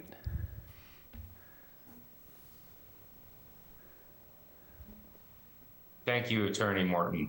Chairman King and the board, and Ken Buckland, thanks so much for your time today. We're very gratified to be able to present this project to you. And so our company has been helping corporations since 2008 with commercial solar systems. We've worked on over 300 systems throughout the country, and we've also gotten into solar development and cut our teeth on a project in Carver with a cranberry developer or a cranberry grower. And we also have a partner that owns and operates 15 projects in the Commonwealth, and we became attracted to this project for a number of reasons. Primarily, the property itself is, and the parts of the property that we're hoping to use for solar is tucked away. It's not visible from the road, and we don't see line of sight issues with neighbors. Secondly, it's a large property. It's 60 acres, has been in the ownership of the current owner for almost 100 years. And it has environmental attributes and hydrological attributes that we believe are positive for a solar system. We're also encouraged that this will be a project that will help this landowner financially to be able to keep this farm in its current status, which is, it's a cranberry farm, but it also has a quite beautiful reservoir on it, as well as other, it seems like a sanctuary in many ways. So this is nice. It'll help them keep the property and not have to turn it into a subdivision. Not that I'm particularly against subdivisions, but that's what we're hoping for here. And so it'll also provide, obviously, tax dollars to Wareham. It'll be a positive green project. And lastly, it's a community solar project, so the electricity will be sold to the community at a discount. So that's beneficial. So I'm here to answer any questions, and thanks a lot for giving me the opportunity to introduce myself. Thank you. Thank you. Perhaps it might be helpful to have the engineer then speak to where they're at, what the project entails, and then go into the peer review process. Perhaps in your paperwork, you have our submissions and Mr. Cordero's submissions back. It's at second peer review as well. So, Rich, if you want to take it from here. Mr. Chair, again, this is material that wasn't provided. Well, I was waiting for her to stop to say that. Okay, so I don't know, you can let them go forward, but I have not had a chance to review any of this material. Yeah. The board has a real issue with 11th hour material, because we don't get a chance to review it with any kind of competency. It's like zip, zip, zip, zip, and yeah, okay, we're supposed to absorb this all. Right, absolutely. So, and a lot of this came in at the So- 11th hour. Yeah, to speak to that, Chairman King, the initial review was provided within that amount of time in response, and then a second one came in today, so I absolutely understand that you had, I myself was trying to go through the reviews, so maybe it may just behoove ourselves to kind of introduce the project, and then you can No, go that's more fine, because into the meat. I do have some questions Okay, that can absolutely. be answered. Okay, thank you. So, I've got a photograph here, and County Road is on the left side going up and down the page, north-south. And we have a small solar field proposed right here, approximately 600 feet from the road, with some dense vegetation in between. Property line is right here, and this is a neighboring large solar array. So the visibility of this solar array is really basically, you'd see a solar field, and if you were in this solar array, you'd potentially see our solar field, but there's a dense vegetation in between. The second array is to the east here, and it's also very far from County Road, some dense vegetation in between, so it wouldn't be seen. And what we've done since we last presented to you, we made the detention basins larger and turned them into retention basins so that 100% of the runoff from the solar arrays gets infiltrated into the ground. So that eliminates the concern for nitrogen and phosphorus and the like, because the most effective way of controlling those chemicals is to basically infiltrate them.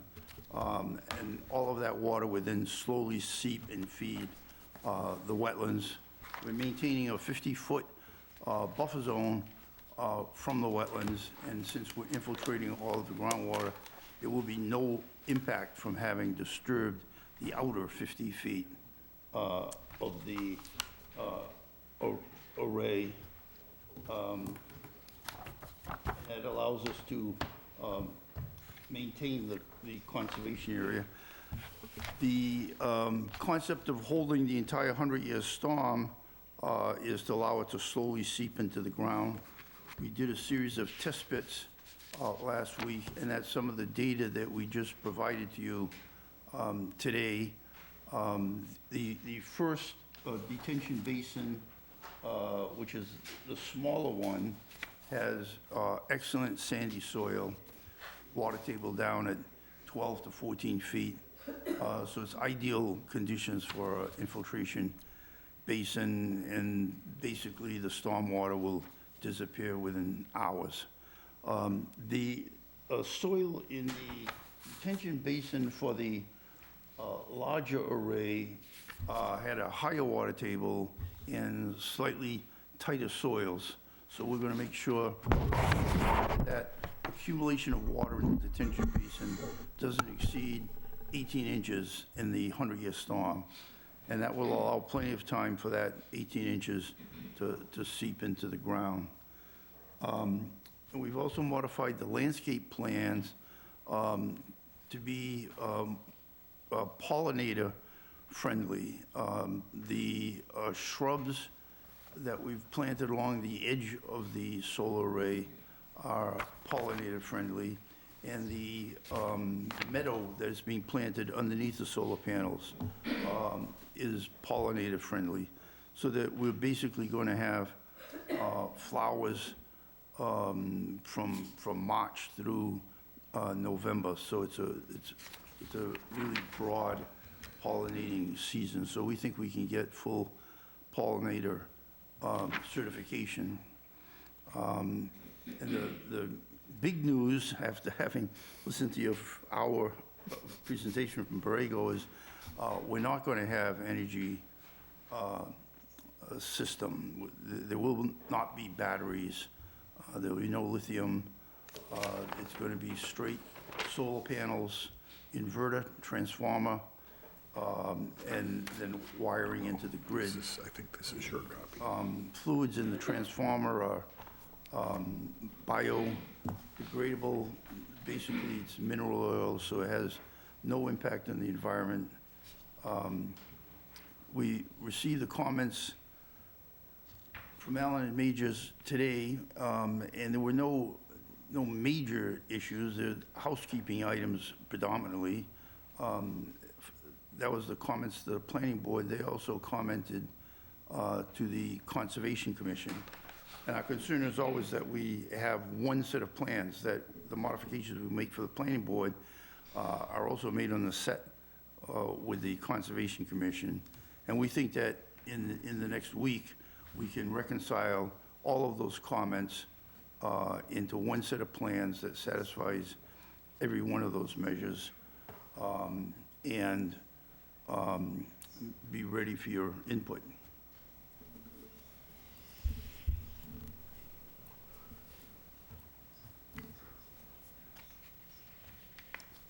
One other note is the fire department. I just want to bring that Oh, up yes. as well. Yeah. There were three comments from the fire department. One of them was about the energy system, which we responded with a letter from the proponent that, no batteries were being proposed.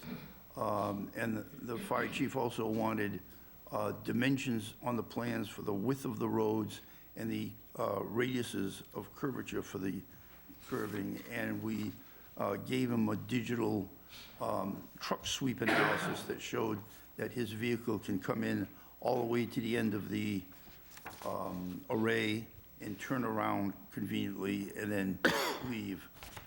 So that we think that, in the coming week, you'll be getting a positive response from the fire chief on the few issues that he had. But that's not noted on the plans yet? It's swap in the path? plan set that we submitted today, and it will be incorporated in the plan set that we submit. And we'll give you a fully clean set of revised plans, and in it will be the fire engine sweep, the test pit logs, test pit locations, the revised landscape plan, all of the responses to comments from Allen and Major, so that you have one set of plans that you have that won't be submitted to you the day of the hearing. It'll be submitted to you well enough in advance. So Well, in advance, yeah. What fire engine did you use for your swept path That analysis? was something, the new tower truck they needed the dimensions, so we made sure with Captain Smith that we're Yeah, having the letter updated. said that. Did it say Tower 1? I think it used Tower 1, yeah. Yeah, so we got the dimensions on there, so those will be Right. revised, yeah. Okay. Question, Sam? It's too late for me to have questions. Coming too late for me to have questions. Yeah, no, I agree. vote I for hate yes. this last-minute paperwork. Okay, well, we can ask them questions, and it'll at least let them move forward, because they've got to revise them, or we have to review the revised plans, and you've got to Yeah. reconcile. I have questions that I think we can answer, or that we can ask tonight. I have a question. Sure. You made reference to selling to the community at a discount. I'm curious, what do you mean by that? How do you accomplish that? Eric, they're Yeah, asking how you go about. I'm here, yeah. Yeah. Yeah. So, community solar is what we're proposing to do with this project. And what community solar is a Massachusetts program, but it's also a program in many states, where the production of the solar array can be exported through a meter that's recorded by the utility.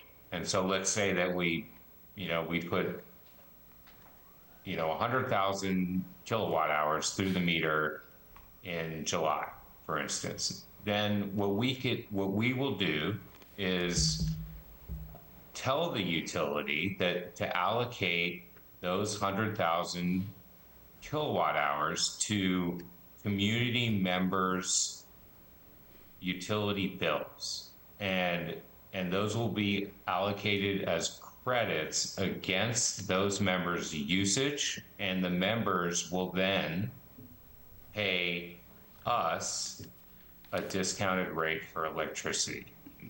It sounds a little complicated, but that's how it Residents have works. to join. Yeah, you have to sign up for community solar. There's a forum on the town website, I think. And so it's like a net metering, very similar to net metering. Yep, yeah, I mean, that's a way to, yep. And do we have any idea what the discounted rate is that the citizens of the town would be enjoying?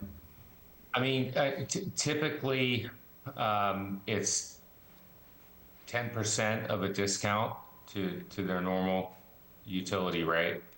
And that's strictly on production, not on delivery? I think it's on both, but I'll have to check. Okay, yeah, because I've never heard of it being applied to the delivery. I thought the utilities had a firm grip on those costs. Yeah, that's it's actually been some time since I've been in the weeds on that actual part of it.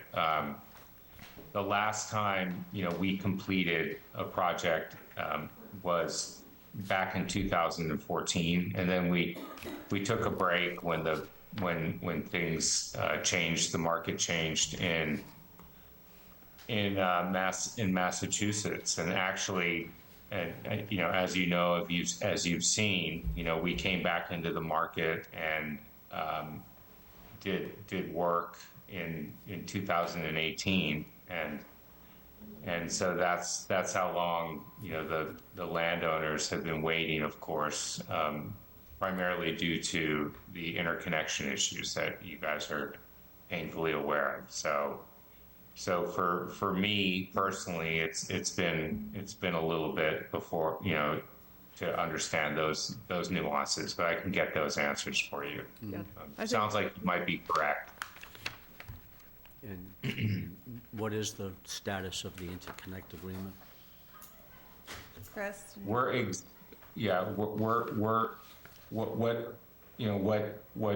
What's good about this project is that from that perspective is that we were early in the tranche of projects that were part of the Plymouth, that became the Plymouth Group study, which is the same study that you just heard about with Borrego, and I think they were referencing the Plymouth study. And Yes, they were. so there were 5 or so groups that got studied in clusters, and so we're in the Plymouth study, which is the next group that's going to be released for interconnection, and we were early in that group. So if there's anything about sequence in how they decide to let these projects go forward, then we'll be ahead of if there's of many of the other projects, which is great. But all that being said, they haven't announced how they're going to do that. There are some folks that think that they'll actually take a different approach where they'll build out from the substations and then go from there up the lines, and if you're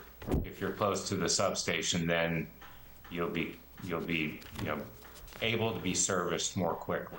So that's still,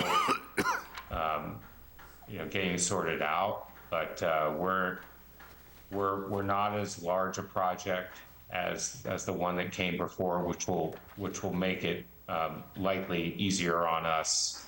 We won't need as much access from the grid. So I think it sounded like we're going to be somewhere in the neighborhood of 40% of the size of that project. So, but we're in the same boat, so to speak. Thank you.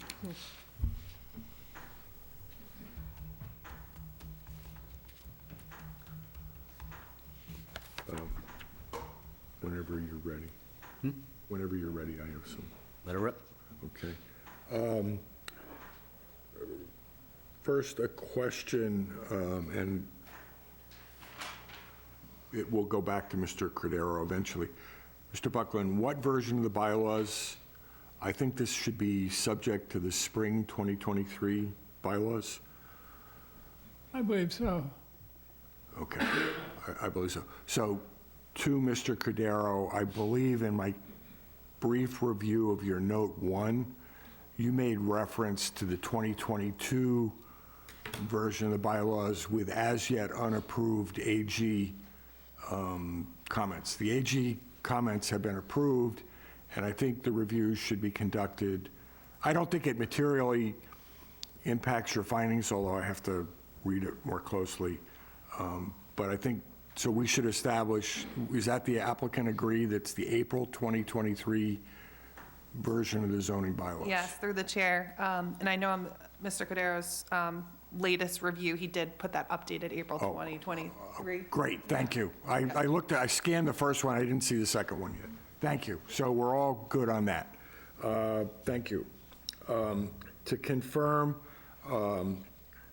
the operations and maintenance plan and the decommissioning plan has been updated to the NREL standard in the 2524 narrative document. Is that correct? That's the date. There was 3. That was the third one, I think.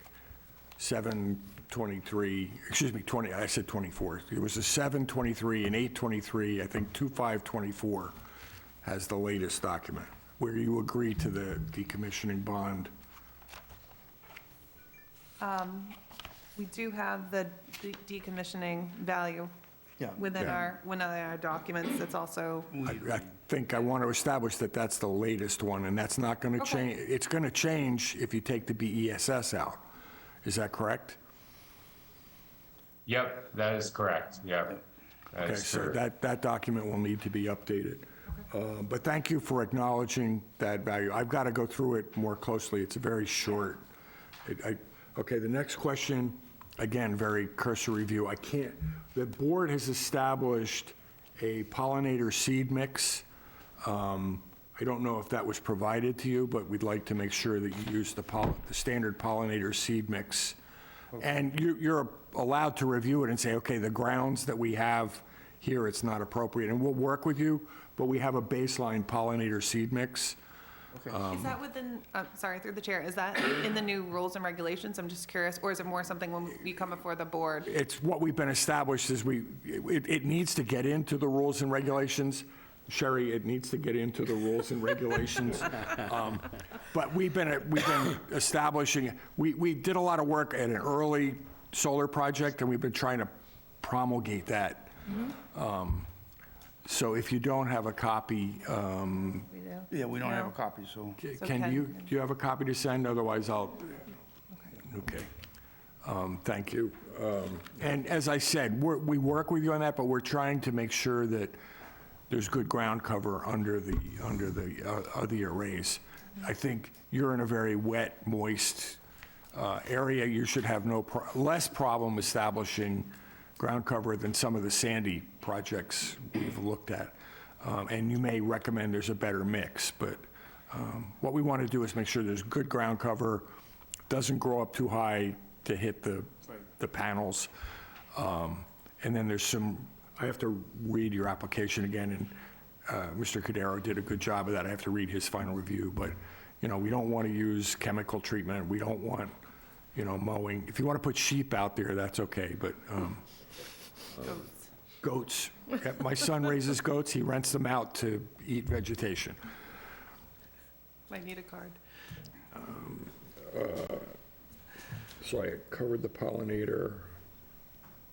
So the operations and maintenance plan, the decommissioning plan are going to need to be updated. I've got a tick and tie against all the solar. You took the battery out.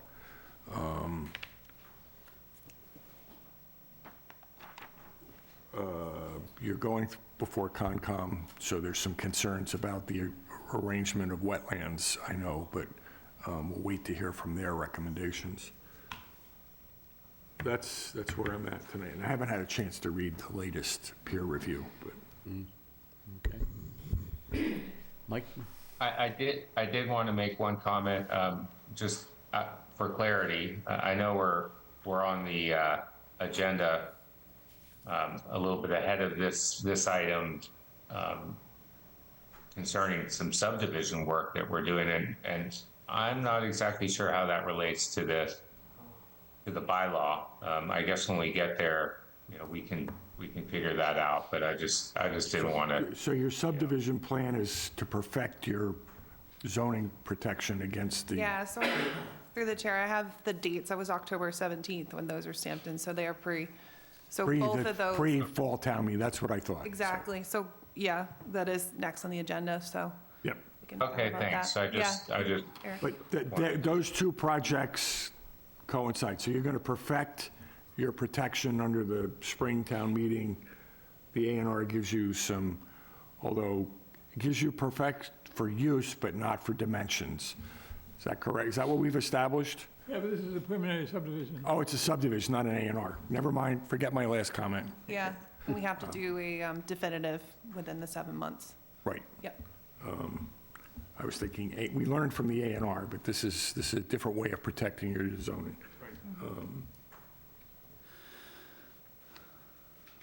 That was your answer to Mr. Caselli. That was the answer to your question, I think.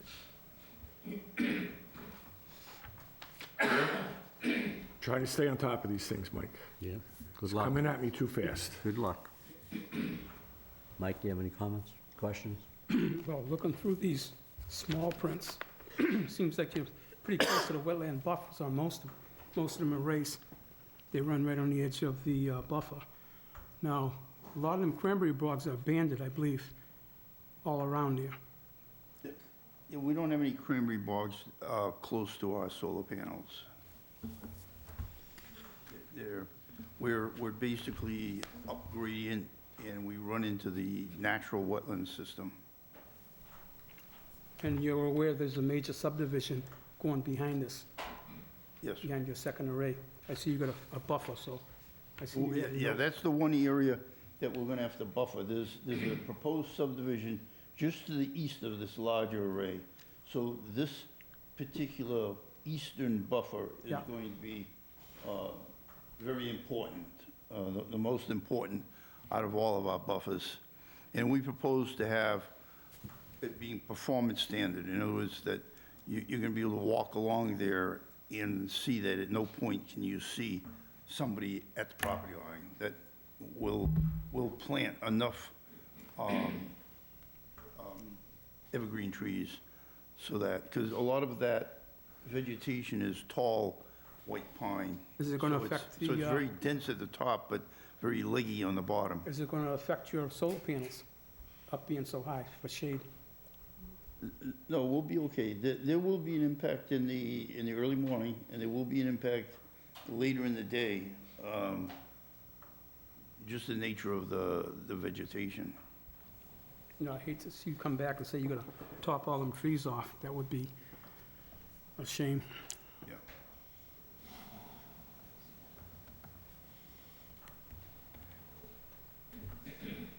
I'm fine. That's it for now. Sherry? I'm going to try to understand more about the sales to the community at a discount. I'm not going to ask any more questions tonight, but I'm going to want to understand that well, because frankly, it seems like a good idea to me. But since I've been on the planning board, I haven't heard other people talk about this, so. Okay, so we'll get you more information Could give you on a, how it's going. That'd be good, yeah. And other than that, I don't have any questions.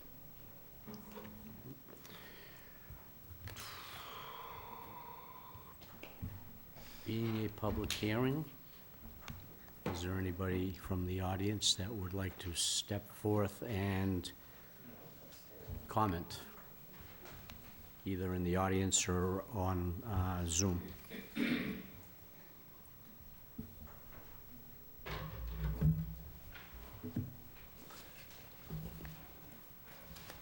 How are you, sir? It's good to see you again.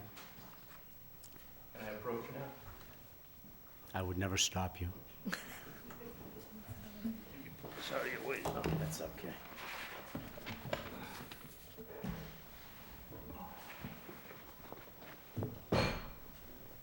Eric Lintel of 15 Squirrel Island Road. Just a few things. I'm very familiar with this area. Just the last discussions, it became apparent that there is a subdivision planned also, the same address. Hidden Trails is to the north. This solar field's being proposed, and there's already one to the northwest of it. It is adjacent to a waterway. Some of those were abandoned cranberry bogs that have now filled in with water. There is a cranberry bog just to the south of it. That, as I walk out there, it's still active as far as I'm concerned. I don't know if I'm wrong about that, but it looks pretty active. The future, it's obvious that what's going to happen around, there's a large pond that's around to the northeast. Hidden Trails is proposing to build along the north side. It's going to be obvious that they're going to come around that pond in the future. I know at a lot of, what I've discovered lately, at a lot of recent months, going over a lot of the plans, it's practice that usually we're talking about this one project, but all these other surrounding projects, a lot of times they're not talked about. One project at a time, we'll talk about this, it'll be passed, and all of a sudden another one comes, it's something adjacent to it. We're seeing that happen in other solar developments recently too. So I think it's important that the surrounding properties of what's going on has to be taken into consideration as well. This is a smaller field that's being proposed, but at the same time, it's in a highly, this whole area is a major wildlife corridor, and it's going to be totally disrupted when Hidden Trails goes in, when this development, the subdivision goes in. Cohacket Brook is just south of this project, which flows into the Sippacan. The water also flows east into those other cranberry bogs that has some reservoirs, that has a major crane habitat. I think these things are serious to consider because, and again, more forest trees are being cut down. I know you hear that a lot, but it happens again and again and again. I'm talking, it's site. It's siting these developments. And again, here we're going to cut down forests to put in a solar field. There are abandoned areas. If there are abandoned cranberry bogs, to build them there. I know it's old information, but we keep coming across this every time these proposals come through. If you walk, and also the water flow is top. This, I heard earlier that this will help improve the habitat area in a sense. I don't understand how that's going to happen. Oh, I'm very concerned about. If you look carefully at their plan, directly north, you see the pond, and there's a very large open bare spot right there. Now, I don't know what the land makeup is. I hear there's soil for the plantings. That's all sand out there. That bare spot is was a extraction for sand mining. And just a few feet south of that is where this is going to be built. And that sand pit, that area drops down. So there's going to be a very narrow ledge. And then along the west side, I'm worried about the water flow and erosion of this soil into these wetland areas. So this is just the beginning of this, and there'll be more, I'm sure, that we're going to bring forth. So there's just a few things I want to say right now. Thank you.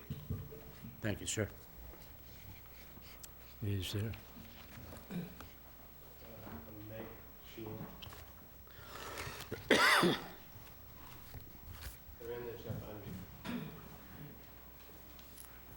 She unmuted? Okay, someone online would like to introduce yourself? Sure, Meg Sheehan. I can't see myself. I don't know, maybe you can see me, but thank you for the opportunity to comment. Couple of questions. I understand this will be clearing 10 acres of forest. Is that correct? I think that's about the addition, right? 2 and change and 7 and change? Right. Yeah, a little That's under. correct. Yep. I haven't looked at the application, but how does this rate under the state's new technical potential of solar siting study, where they have preferential sites and non-preferential sites? Is there an analysis of that? My answer would be, I heard Ms. Sheehan say that she hadn't looked at the application, so I don't think we should necessarily have to answer anything right now in regards to that. So I'd have her take a look at the application. Okay, I've looked at the application. Is there an analysis? No. I think it was a pretty fair question, actually. It is. I mean, but to be on the spot answering, direct questions and they haven't read the application, it doesn't seem fair either. You mean like when we get information an hour Not asking you before to analyze it right now. Yeah, okay. Is there anything else you'd like to ask us, Shan? Yes, another question. The applicant indicated that by turning this into a solar project site, they would be making sure that the landowner kept the rest of the property open as a farm, or they would continue to keep it as a farm. Is there a conservation restriction that will be put on the property, or what's the guarantee that this will continue to be used as a farm on the adjacent parcels that the landowner owns? I'd be happy to answer that. Mr. Christler said that it's the intention of the landowner to keep it as a farm. It's a working farm, a sanctuary. To put an easement, conservation easement restriction on private property is not something that I think is in their purview. So basically, it's It's his intention. It's his intention, but It's his it can private change. property, and he's had the farm there, and he's owned it for 100 years. The applicant has no control over that. Right. One last question. Does this require a wetlands order of conditions? Yes. And what's the status of that? We're Well, currently in public hearings in front of the Conservation Commission. all information's online for the Conservation Commission and peer review, so you can see all that info as well. Mr. Chairman? Okay, thank you.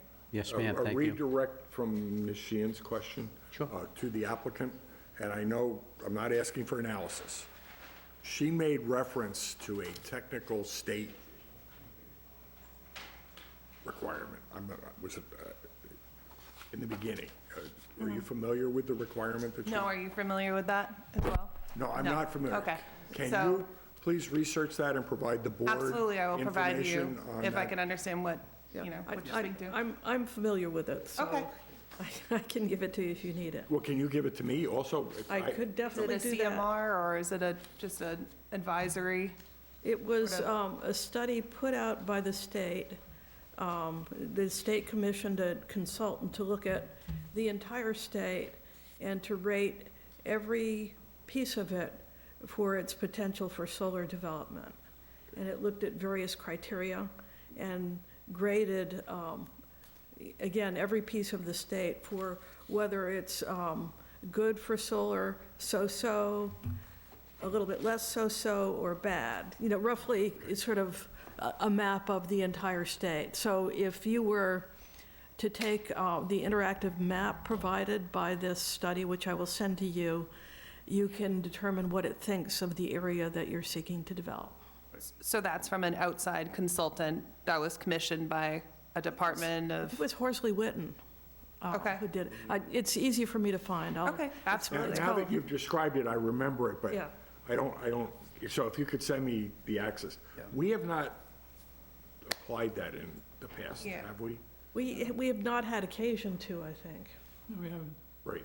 Now, we have, and it doesn't apply to this, we have zoning restrictions, but this project, I don't think, falls into any of the areas that we excluded. Is that correct? I have to review the, Yeah, there's specific sections through the chair, and, you know, we're speaking to the performance standards of what we're going to do, understanding that there's a development trying to go in over there as well. Happy to review that. thank you. That was, I'm not asking for analysis. Absolutely. So Ms. Quirk is going to send me what I want. Excellent, thank you. Is there anybody else online that wants to weigh in? I do have one. Okay.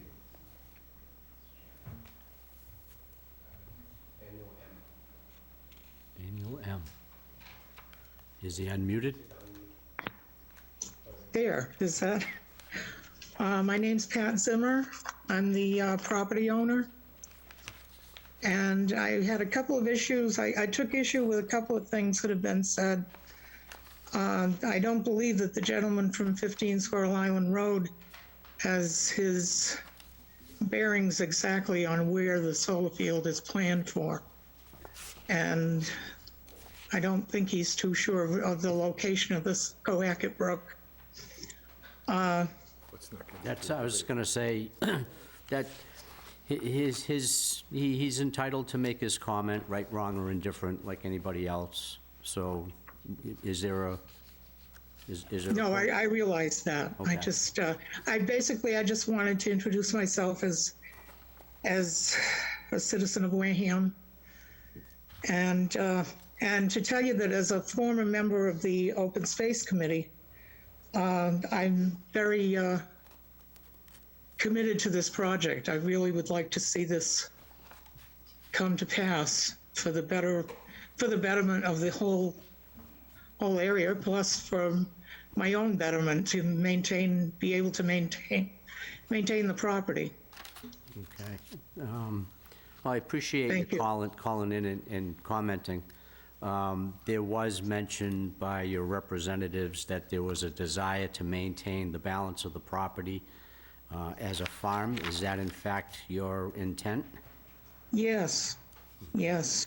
So we wouldn't need to worry about somebody coming to us a year from now with subdivision plans for another piece of that No, property? the last thing I want to see is a whole bunch of new neighbors. I don't mean to sound, Have copies or whatever that This does. is one and only. You can have it. Okay. I'll go over to see Sonia tomorrow. Well, I don't think you're gonna be more of these. Huh? I don't think you're gonna find more of these, so you can take it. I'm the just- volume. The stormwater management. Sure, I don't have a copy of whatever he's Oh, looking good, at. thank The you. whole narrative has, Yeah, it's the impact statement. Oh, what's the date on that? Was my question, or 2/5/24? July 20, 2023, revised January 23, 2024. It doesn't sound like the narrative document that's posted on the, No, it's not. There's very little on the website, actually. all right, we need to make sure Absolutely that we make have, Yeah, and I think I'll double check too, everything gets posted. I know she has a lot of files she's working on. Yep. So, Okay, thank you, ma'am, for calling, and we do appreciate your comments. Thank you. Is there anybody else? Going once, going twice, 3 times gone. If you can give me your email, I'll send this to you. yeah.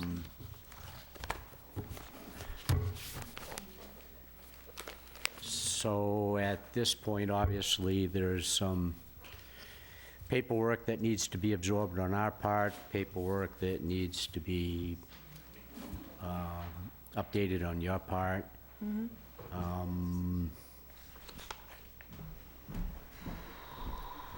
Thanks.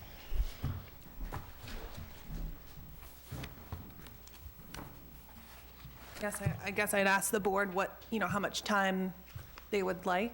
Obviously, we want to, Well, March 11th's already is passed. it full with everything? Okay.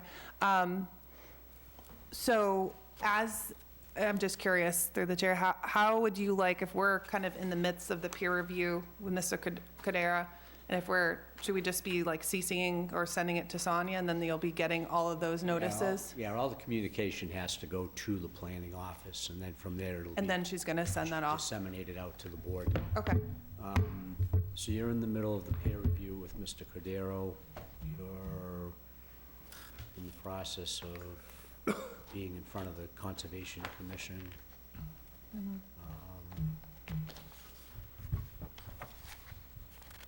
So this would be the second week in March? Be available? 25th, right? Yeah, the 25th is what I was looking at. Right now, there's only one thing on the agenda for that night, so I would entertain a motion to continue the public hearing for 12-23 370 County Road to the scheduled meeting of Monday, the 25th of March. So moved. Do I have a second? Buddy, don't leave me hanging. We have motion by Sam Corbett, seconded by Mike Baptiste. All in favor? Jerry? If I could vote, I would vote aye. Okay, good. Mike? Aye. Sam? Carl? Aye. And the chair votes aye. So we'll see you on the 25th. Great, thank you. Mike, you go.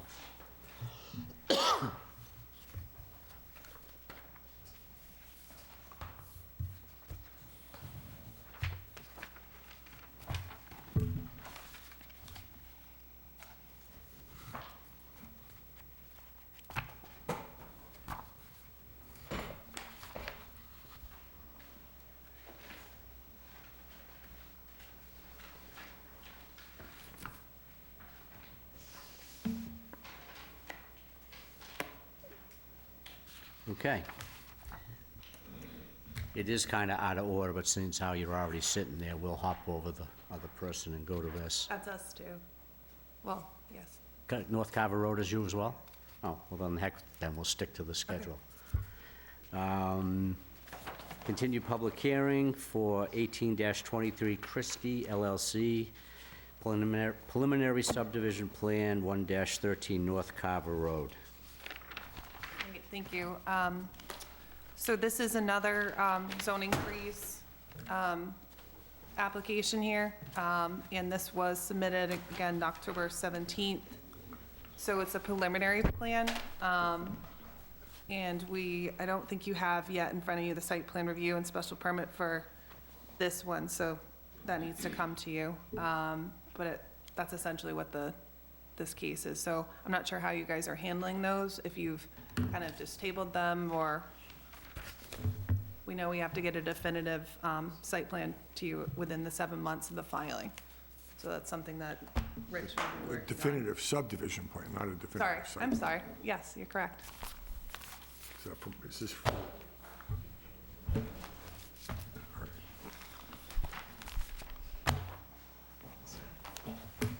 Oh, this is this.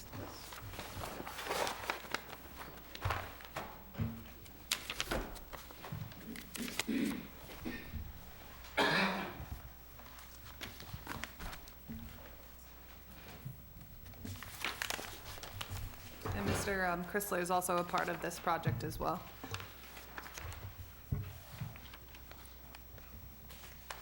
Go through what it is?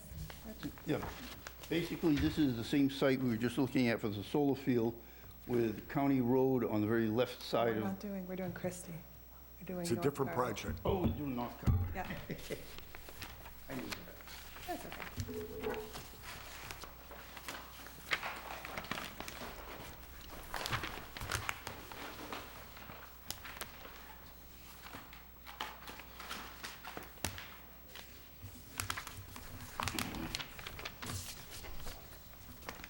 So now North Carver Road is at the top of the page. The proposal is to have a small cul-de-sac come down from North Carver Road. And I've shown you three lots that basically come off of that road. They've got adequate frontage, adequate area. They're separated from the road by several open space parcels. So they're just 3 lots on opposed to It's a short, relatively flat, ground is typically flat.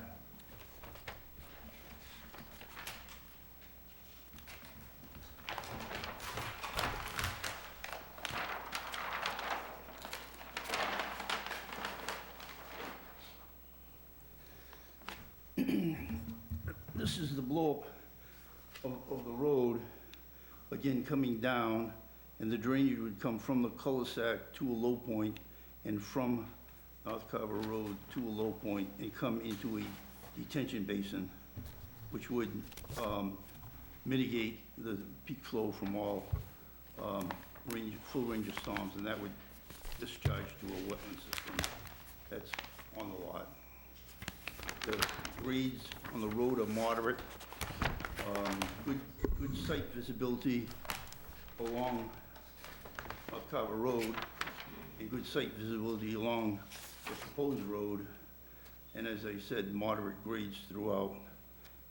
These circles represent the required minimum zoning circles.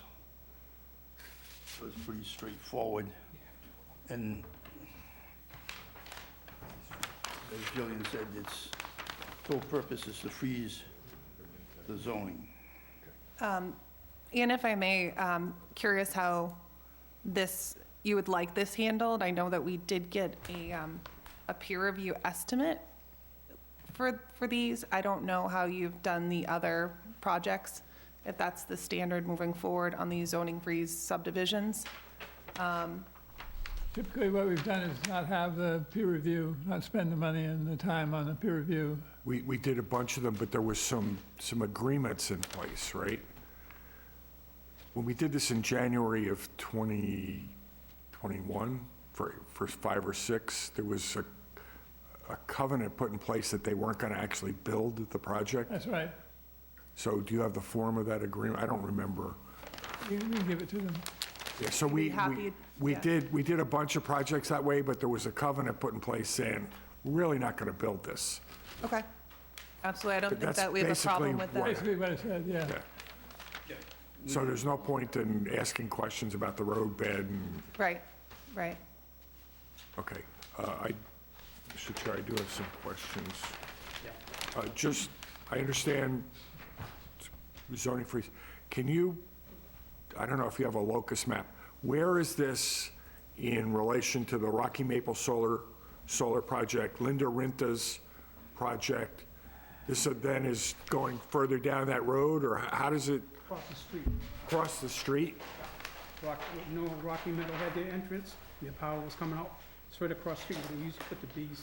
There's a couple of. Oh, on the other side from the other those side two of the road. properties, it will abut up against 58. Yes. We don't have a locus map, so, okay. You know, they pile the bees up in springtime, Yeah, where they all put the bees in. okay, I kind of, so it's Okay. on the, if we were coming in from 58, Rocky Maple Solar will be on the left, the Linda Rinta project will be on the left, you'll be on the right. Is that Yeah, correct? across the street. Right. Yep. That's where the airport used to be. They put that renters. Oh, the airport is on Rinta's property, okay.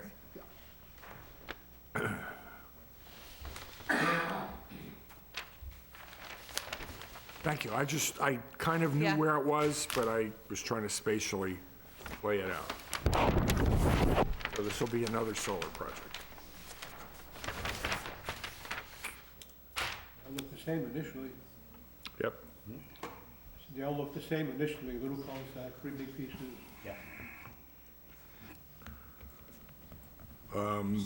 So we have to make sure we get that covenant in place before we finally agree not to do the 53G and the...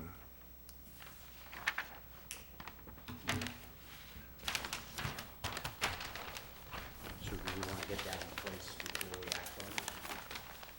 I think, yeah, before Yeah, we... I guess I have just questions through the chair to Mr. Buckland. Is that signed by the property owner as well as the person proposing the project? We just want to make sure we get the correct signatories on that document. Yeah, we'll get that straightened out when we get to Okay. come in. Okay. We can get them both. I was going to say probably more is better for the town. Yep. This is 7 total acres? Am I reading that right? Yeah. Yes. Is it 7? Big, oh, yeah, more acres than that.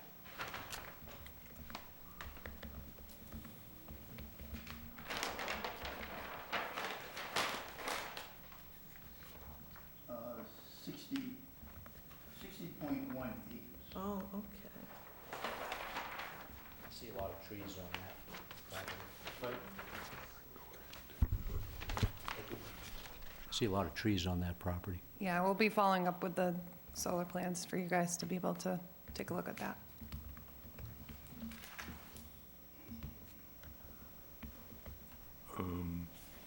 Given that this is purely for zoning freeze and we're going to get a covenant, we can continue it till we get the paperwork, right? That's right. Yes. Okay. Is that a motion? I move that we continue this. You're coming back on the 25th. Should we be able to get them the paperwork by the 25th? Absolutely. I move that we continue this to March 25? And with the understanding that we're going to get a covenant and not establish a 53G account. Okay. Do we have a second? Second. Oh, wait a minute, it's public hearing. Is there anybody here that wants to speak to this project? Oh, I'm sorry. Yeah, I almost screwed up.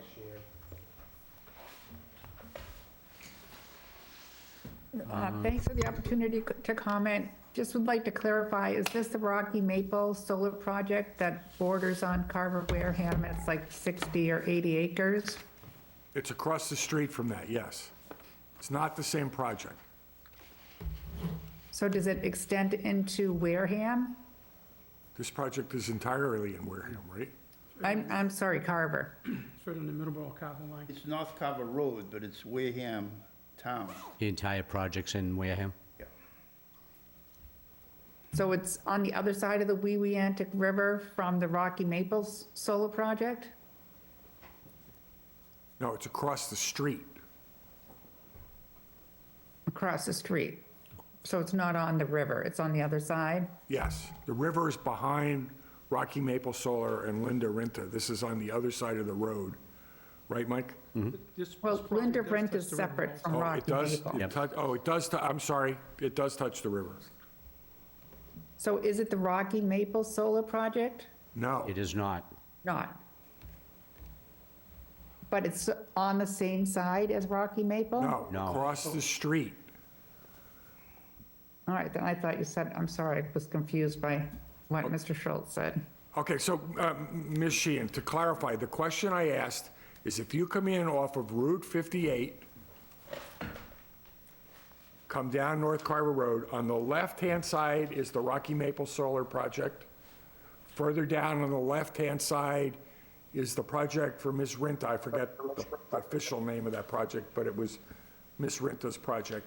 This is on the right-hand side of that road. Okay, thank you. I'm sorry if I confused you. It butts the Weeantic River where the town line is, and the bridge on 58. That's the corner of that property. And it proceeds all the way into its Middleborough. Is this a dual-use project on a bog? This is a subdivision, There's 2 bogs in there, yeah. but it's not a dual use. This is a subdivision plan, not a Right, but solar I thought they project. said they were putting solar on it. That's not this plan. That's not the discussion tonight. The discussion is strictly creating a subdivision. It may But be they're their, planning to come in with solar. they can certainly apply for it. It is their right, but that's not the discussion for tonight. So, Ms. Sheehan, to understand, we've gone through this process 7, 8, 9 times. The applicant is filing a subdivision plan to protect their zoning rights.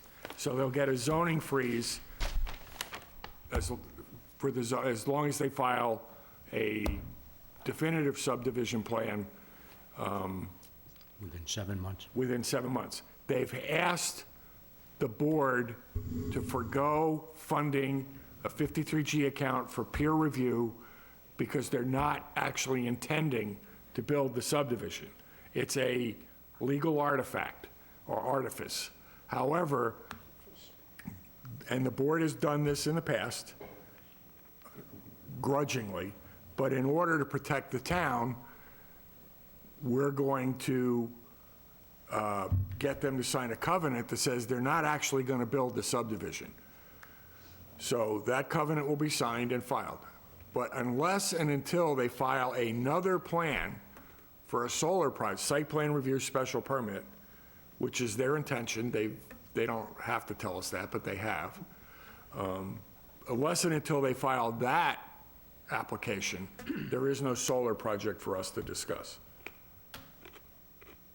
Does that make sense? I tried to explain the... Yes, it makes sense. It just, of course, raises the question of how much solar there's going to be on this road, but... That's a whole, we can't, that's a good question, but we can't really ask that yet. It's a good question for us all to keep in mind. It's a good question for how much solar is going to be in town.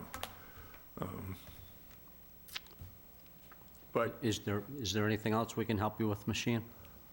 No, thank you for answering my question. I'd be happy to clarify about the Department of Energy Resources technical potential of solar study by Synapse is the consulting group, and it's on the DOER website. yeah, Ms. Quirk has shared that, I think, that information with us. And you're right, it was Synapse, not Horsley Wood. Yeah. Okay. Okay. Is there anybody else that would like to weigh in? Going once, going twice, 3 times, gone. Now I can make a Now you motion can make your motion. that we continue this till March 25th with the anticipation of having the document for the covenant in place. Do we have a second? We have a motion by Carl Schultz, seconded by Sam Corbett. All in favor? Sherry, if you could. I would vote aye if I could. Mike? Sam? Carl? Aye. And the chair votes aye.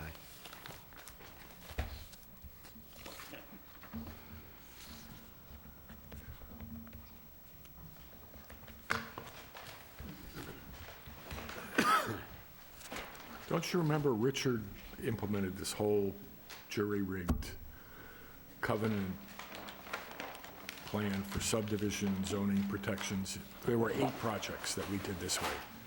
I remember it. Yeah, we have to... Feels like a whole lot more. Huh? Feels like more.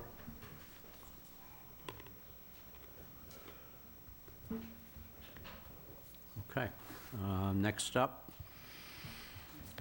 19-23, 370 County Road Preliminary Subdivision Plan. Good evening. On the very left is County Road, and proposed is a small, relatively level subdivision road, and I'm showing you 3 considerably large lots that all have adequate frontage on the road, and we've had several open space parcels that we've put along the road. That's the overall view. This is the same property as 12 Point. Absolutely. So this is another zoning preliminary subdivision plan. This is the project that we were just discussing. Doesn't this fly in the face of the statement that they were going to keep the farm a farm? This is a legal This is a legal. This is standing the that we legal can, we have our right to do. Am I wrong? Am I wrong? You mean, in one discussion, you're telling us that the intent is to keep the farm a farm, so that's why the solar's there, to help the family retain the land. Then you're here 15 minutes later telling us that you No, want zoning absolutely free. not. No, I'm here telling you this is a zoning freeze plan. Okay. This is they only have 2 ways to That's do saying this. that there's They a can either file legal an A&R remedy. Where's the bees gonna go? or Where's the bees? Yeah, if you come in the springtime, there's thousands of beehives there. this is an artifact forced upon us by the law. We want to keep the farm, okay? So this is again a road that pitches from. Mr. Chairman, I move that we forego a discussion. Okay, that's what I figured. Move to, we have to get a covenant in Covenant. place for this project as well. Is that okay? That's fine. We have a motion. Do we have a second? We have a motion by Carl Schultz, seconded by Sam Corbett. The motion would be to, Forego, you could still have the public hearing, and if the public has questions, they can ask, but it's, and then we need to get a covenant in place, so we'll ask the planning office to prepare a similar covenant for this project. Does that make sense, Mr. Buckland? Yes, it does. Thank you. I don't see making you walk through Did you vote on it? no, did you vote on my I motion? don't know if there was a we vote. haven't voted on your motion. We have a motion to forego the discussion and presentation in lieu of getting the covenant put in place. I'm assuming we're probably going to want it for the 25th, but Right, we can but cross this that is a bridge public then. hearing, we have to Right. wait for the, I need a second. We have a second. We have a motion by Carl Schultz, seconded by Sam Corbett. All in favor? Sherry, if you could? If I could, I would say yes. Good. Mike? Aye. Sam? Carl? aye. Chair votes aye. Excellent, Now, thank you. being a public hearing, is there anybody in the gallery that would like to speak to this project?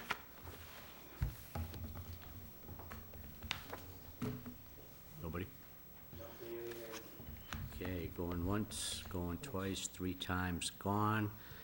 I would entertain a motion to continue this hearing, public hearing, until the meeting of March 25. I move that we continue this to the meeting March 25th with the anticipation of having a covenant in place. Do we have a second? Second. We have a motion by Carl Schultz, seconded by Mike Baptiste. All in favor? Sherry, if you could. If I could, I would say yes. Mike? Aye. Sam? Carl? Aye. And the chair votes aye. Mr. Chairman, through you to the applicant, Yes. I request wholeheartedly that if you don't have the covenant, for some reason, if Mr. Buckland's office can't get it out, way before The meeting. the meeting, you reach out to Sonia and let us know that it's not moving forward, because we don't want to get here on March 25th and not have the I'll paperwork. vote to have you go home. I hear you. We agree. So if we Yeah. don't hear from Mr. Buckland before he heads out, we'll be on Sonia. Reach Yeah. out to him. Right, yeah, and that's why I'm saying, I His don't... last planning board meeting. Yeah, it is, so... The office is still there. There's somebody to reach out to. Can you have a suggestion besides Sonia? Should they reach out to Mr. Flaherty? Al Josh Slater. Faraday as well. Do you have, Mr. Faraday is the... Yes, Josh. So Yep. I think if you don't have what you need, badger the hell out of him. Okay, Please don't get here and find out we just never got. right. We have applicants that sit on their, Or Hands. just don't show up. or Yeah. just don't show up. Thank you for your time. Thank you. Thank you, guys. The whole area is gonna be just decimated. I'm not voting for him anymore. Thank you. All the work Continued- we did to try and keep this from happening just went to nothing. Continued public hearing, planning board rules and regulations for SPRs and special permits. Okay. So what exactly are we working on with this? So we have 2 documents in front of us. We have the continued debate about special permit, site plan review, rules and regulations. We discussed this at length 2 weeks ago. There were some edits that we made. We added Charlie's comments, yes? Yes. Have we got Charlie's comments in? And Ms. Gleason sent language as requested, which we got at the last minute. But it was the language about requesting that the design review board involve the town, so that language is there. I'd like to move forward on this. We now heard tonight that we need to add What do we need to add? Oh, the solar pollinator, that's a future, let's not hold up Right. waiting for that. Let's add that on the action list. For someone in the audience might make a note about that, and we'll keep working to improve this. So I'd like to make a motion that we approve the site plan special permit rules and regulations as amended to include Mr. Rowley's comments and as amended to include Ms. Gleason's comments. So I'd like to make that motion. We can, if I can get a second, then we can discuss if there's any discussion. Oh, we have to do public hearing. I keep forgetting. I'm sorry. Is there anybody in the audience, either present or on Zoom, that would like to comment on the planning board rules and regulations?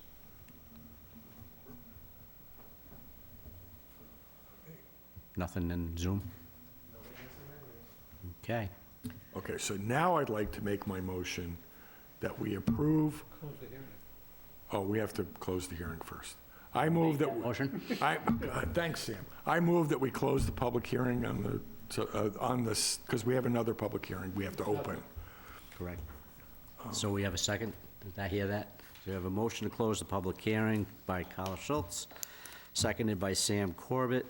All in favor? Sherry, if you could.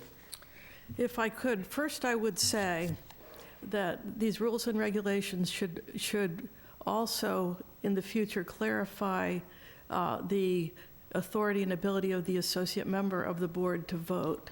Yes. Because we do not have clear guidance at this point, which is why you have heard Mike and me make statements about what I could do or might do or whatever. It behooves all of us to clarify this and make sure that we're consistent with the law and also including as much input. Having said that, if I could, which I'm pretty sure at this moment I cannot, I would vote aye. Well, if I could accept your vote, I would. Mike? I think she's pissed at us. Sam? Not at you. Carl? Aye. Chair votes aye.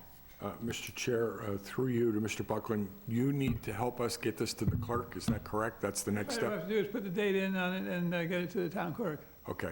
And did you have to edit in, add Jane's comments, or did you already do that? Her comments are already in there, yeah. Good. And then please send a final copy to all of us. Will do. Great, and we'll keep working to improve it. Thank you so much for your help. You're quite welcome. Hey, it's a good document. Mr. Chairman, I would like to make a motion that we open the public hearing on the planning board's update to subdivision rules and regulations. Do we have a second? We have a motion by Carl Schultz, seconded by Sam Corbett. All in favor? Sherry, this is getting to be fun. If you could. If I could, I would say aye. Mike? Aye. Sam? Aye. Carl? Aye. Chair votes aye.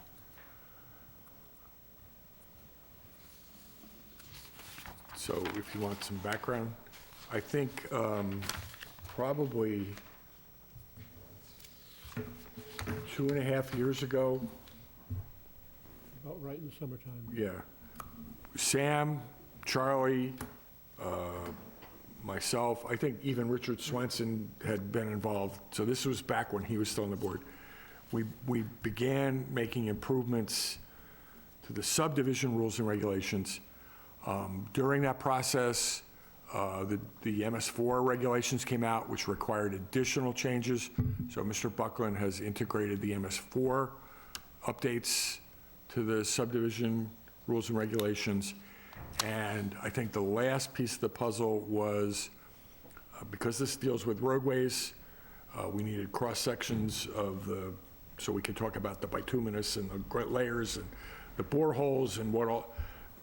Allen and Majors updated the cross-section diagrams, and I think what Mr. Buckland has presented is at this point a fairly final package. We have been using fairly outdated subdivision. I think the last time these were updated, Ken, was 2013. they're that old? About thereabouts, yeah. Yeah, so these are substantially old. We didn't make a lot of changes, but again, I think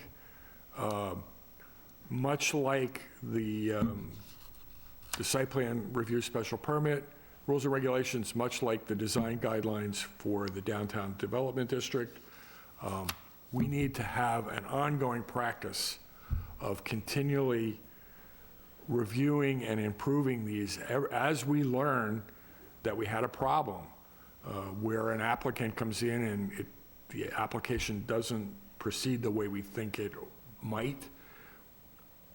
Not because anybody's nefarious, but because it was unclear or because we need to keep our eye on these. And I think we've made a good step forward with these or 3 documents if you count the design review.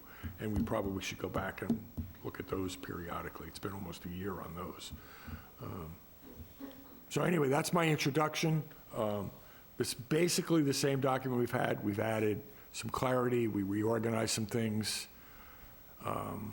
We added the MS4 regulations. We added some recommendations from Charlie a long time ago. I can go back and find all the edits, but it's been sitting in a stasis for a while, and I'm anxious to get it cleared off and out into the public and get us all on the same page on updated rules and regulations for subdivision. Sam, you worked on it. Any thoughts? I'm good. You did an awesome job. Oh, all right. Thanks. He had black hair when he started. Yeah, I did. That was a long time ago. That's my introduction. I think Ken sent out the edits or the latest version for your review. Mm-hmm. That's all right. It's not materially different. It's improved. The MS4 was the biggest change. Yeah, it was a little more clear, a little easier to read and digest. And I think we should continue, we can talk after this about having a continual review to, even if we don't make changes, to make them easier to read, easier to act on for us, for the applicants. That's primarily the goal. Okay. I'll answer questions if I can. Mr. Buckland can probably answer them better than I. Say, is there anybody that would like to weigh in on this subject? The janitor's trying to give us the bum's rush already. I don't hear anybody. Nobody online. Okay. Okay. Mr. Chair, I move that we close the public hearing. Do we have a second? We have a motion by Carl Schultz, seconded by Sam Corbett. All in favor? Sherry, if you could. If I could, I would vote aye. Mike? Aye. Sam? Aye. Carl? Aye. And the chair votes aye. Mr. Chairman, I would like to move that we adopt the revised subdivision rules and regulations as amended, as I described, to include Mr. Rowley's input, to include the MS4 regulations, to include the updated cross-sections from Allen and Majors. I make that motion. Do we have a second? Boy, you're on fire tonight, too, Sam. We have a Fading motion. away. We have a motion by Carl Schultz, seconded by Sam Corbett. All in favor? Sherry, if you could. If I could, I would vote aye. Thank you. Mike? Aye. Sam? Aye. Carl? Aye. And the chair votes aye. And again, this needs to be dated and posted with the clerk. With the clerk. And Mr. Buckland, you have time to help us with that? Yes, I'll do that tomorrow. Thank you. Is Okay. this where we start saying nice things about Ken? No, No, we're not there yet. no, we wait till he's gone. We're not there. I want you to note that I tried.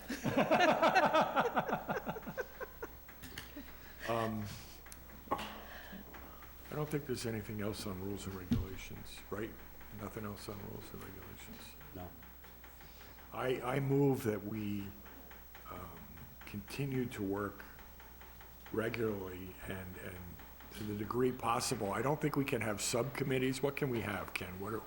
Working groups. Working groups. I move that we maintain the Rules and Regulations Working Group in its current form until further notice. I like that motion. Second. We have a motion by Carl Schultz, seconded by Sam Corbett. All in favor? Sherry, I'm not even going to ask you this time. I think I can actually vote on this. Nice. Sherry? Aye. Mike? Aye. Sam? Aye. Carl? Aye. And chair votes aye. Thank you. We should also note that we're starting to work with Serpide on, getting our arms around what needs to be done with the zoning bylaws and doing an inventory and putting together a plan for revising them and getting some funding to actually make improvements and make the zoning bylaws a better document. So And as part of that. thanks to Alan, we've. Alan helped. Yeah. But reviewing the rules and regulations and reconciling all of these things would be part of that process. And to amplify what Sherry's said and what Alan has helped us do, there's no way this first phase with Serpide is going to, this is really to get us to the point where we can write a grant application. You probably should put as a ongoing agenda item every week. Every time you meet, put it in there. Yeah, you could get an update on that. If you want to have standing, like we used to get updates on the solar bylaw related or the other things. You're going to need to find someone to chair that activity with Serpide. Yeah, you will. That's a good point. You have one other item on the agenda. There's a couple items on the agenda that I'm going to call under other business within 48 hours. Is yours the 53G accounts? Yeah, it is. Okay, here's my problem with that. We're going out of our way to give back money that's been sitting there for years, but we're more than happy to take a hit on the 53G accounts that are in negative territory. I don't like that combination. If we're gonna give money away, I want money back that's owed the town. There's more than that involved in these 53G accounts. There are accounts that we can't give the money back anyway, no matter how hard we try, because we don't have a name to go along with the money that's there. God. So how do we legally dispose of the money?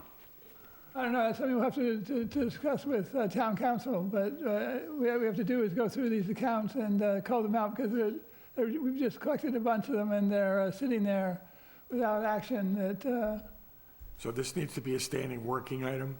I believe so. So, There's performance bonds in here as well. yeah, I was going to say, And there are performance bonds in here as well, too, and unfortunately, in the past, some of the 53G accounts were used as performance bonds as well, too. so we need to separate bonds from 53G accounts, right? Because bonds we have to handle differently.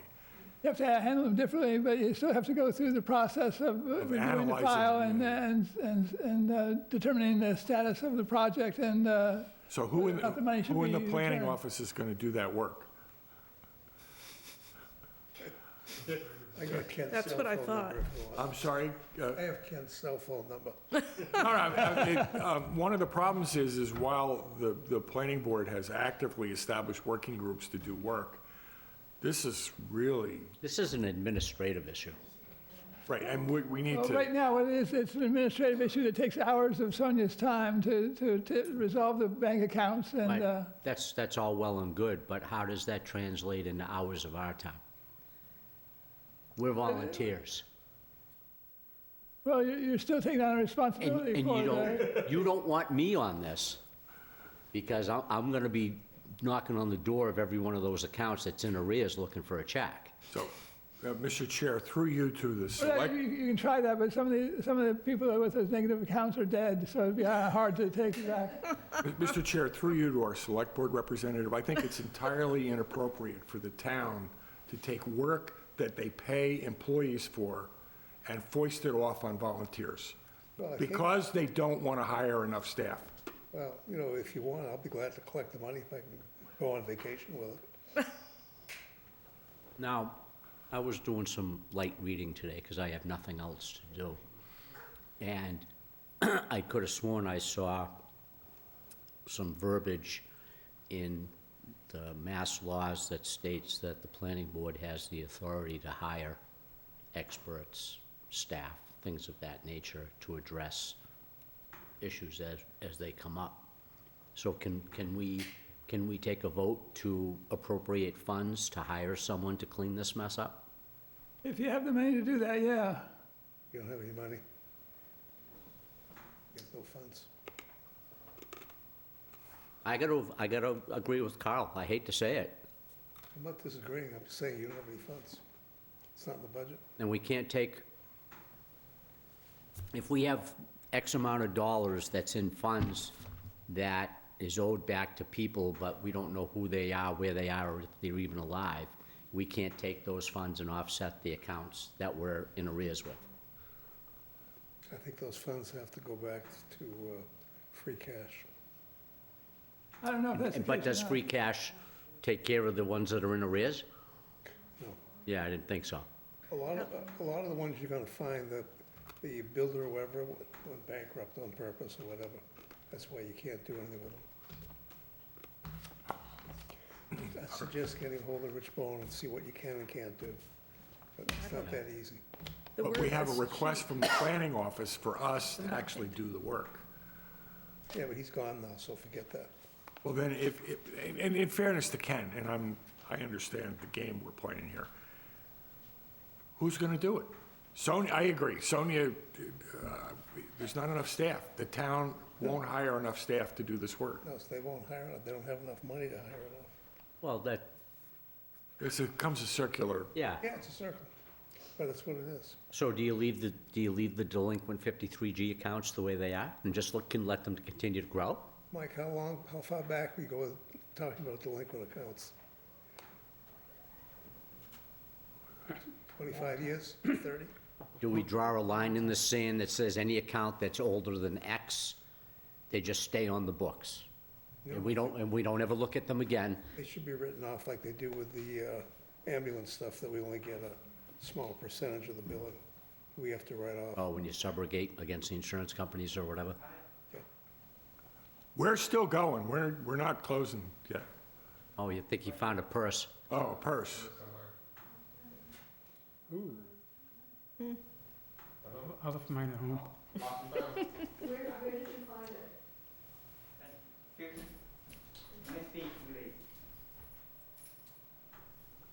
Found it in the back. Oh. Money in it? Thank you. Why don't Back you, to that office, Any funds? take it over there. well, Ken, maybe we could fund the whole study out of, I was gonna say, why don't you see? is there a credit card in there? Live TV, why don't we open it and find a name? Yeah, Trish, we're here in an open meeting, why don't you see if you can find a name? That way there, you can't be accused of inappropriateness. Sure you can. I'll vouch for her. Person needs to, Elena Jimenez. She must be one of the employees or something. There's a license here Might be part of the cleaning crew. from New, yeah. Elena Marie Jimenez. Okay, so she's not, Kamo Road. she wasn't part of the meetings tonight, so it would just be turned into whatever lost and found we have available. That's cleaning. Can you say the name first, so into the mic, so everybody can hear? Elena Jimenez. Jimenez, is she? Oh, she's still out of the building. Yeah, I was gonna say, that's the closest thing we have to a town employee, so. See, Ken, Alan, see I if left we- you off, I left you off, get you off the hook on that one. Yeah. You're known as special municipal employees, by the way. Yeah, that's part of the Can we problem. take all the zeros off, please? Yeah, why Hey. wouldn't we? Why wouldn't we just cross that Can we out? start there and just get rid of all the zero balance? Yeah, some of those are already taken off already, anyway. Okay, all right, They well, zeroed out in. when I talked to Rich about Borrego, Ask him the question about I'll this ask as him well. about the 53G account at the same time. See if we Yeah. can get the town accountant to deal with it. Yeah, well, I don't think it's the board's responsibility. It's not, but I'm just saying, that's your best bet as town accountant. Okay. I already sent a note to Rich, you're calling. You want to invest 5 minutes and talk about Minot Ave? Yes. Let me know, for sure. All right, so I don't have the address exactly, but it's the four houses developed next to the school. There was a citizen comment. Mr. Turner responded quite adequately.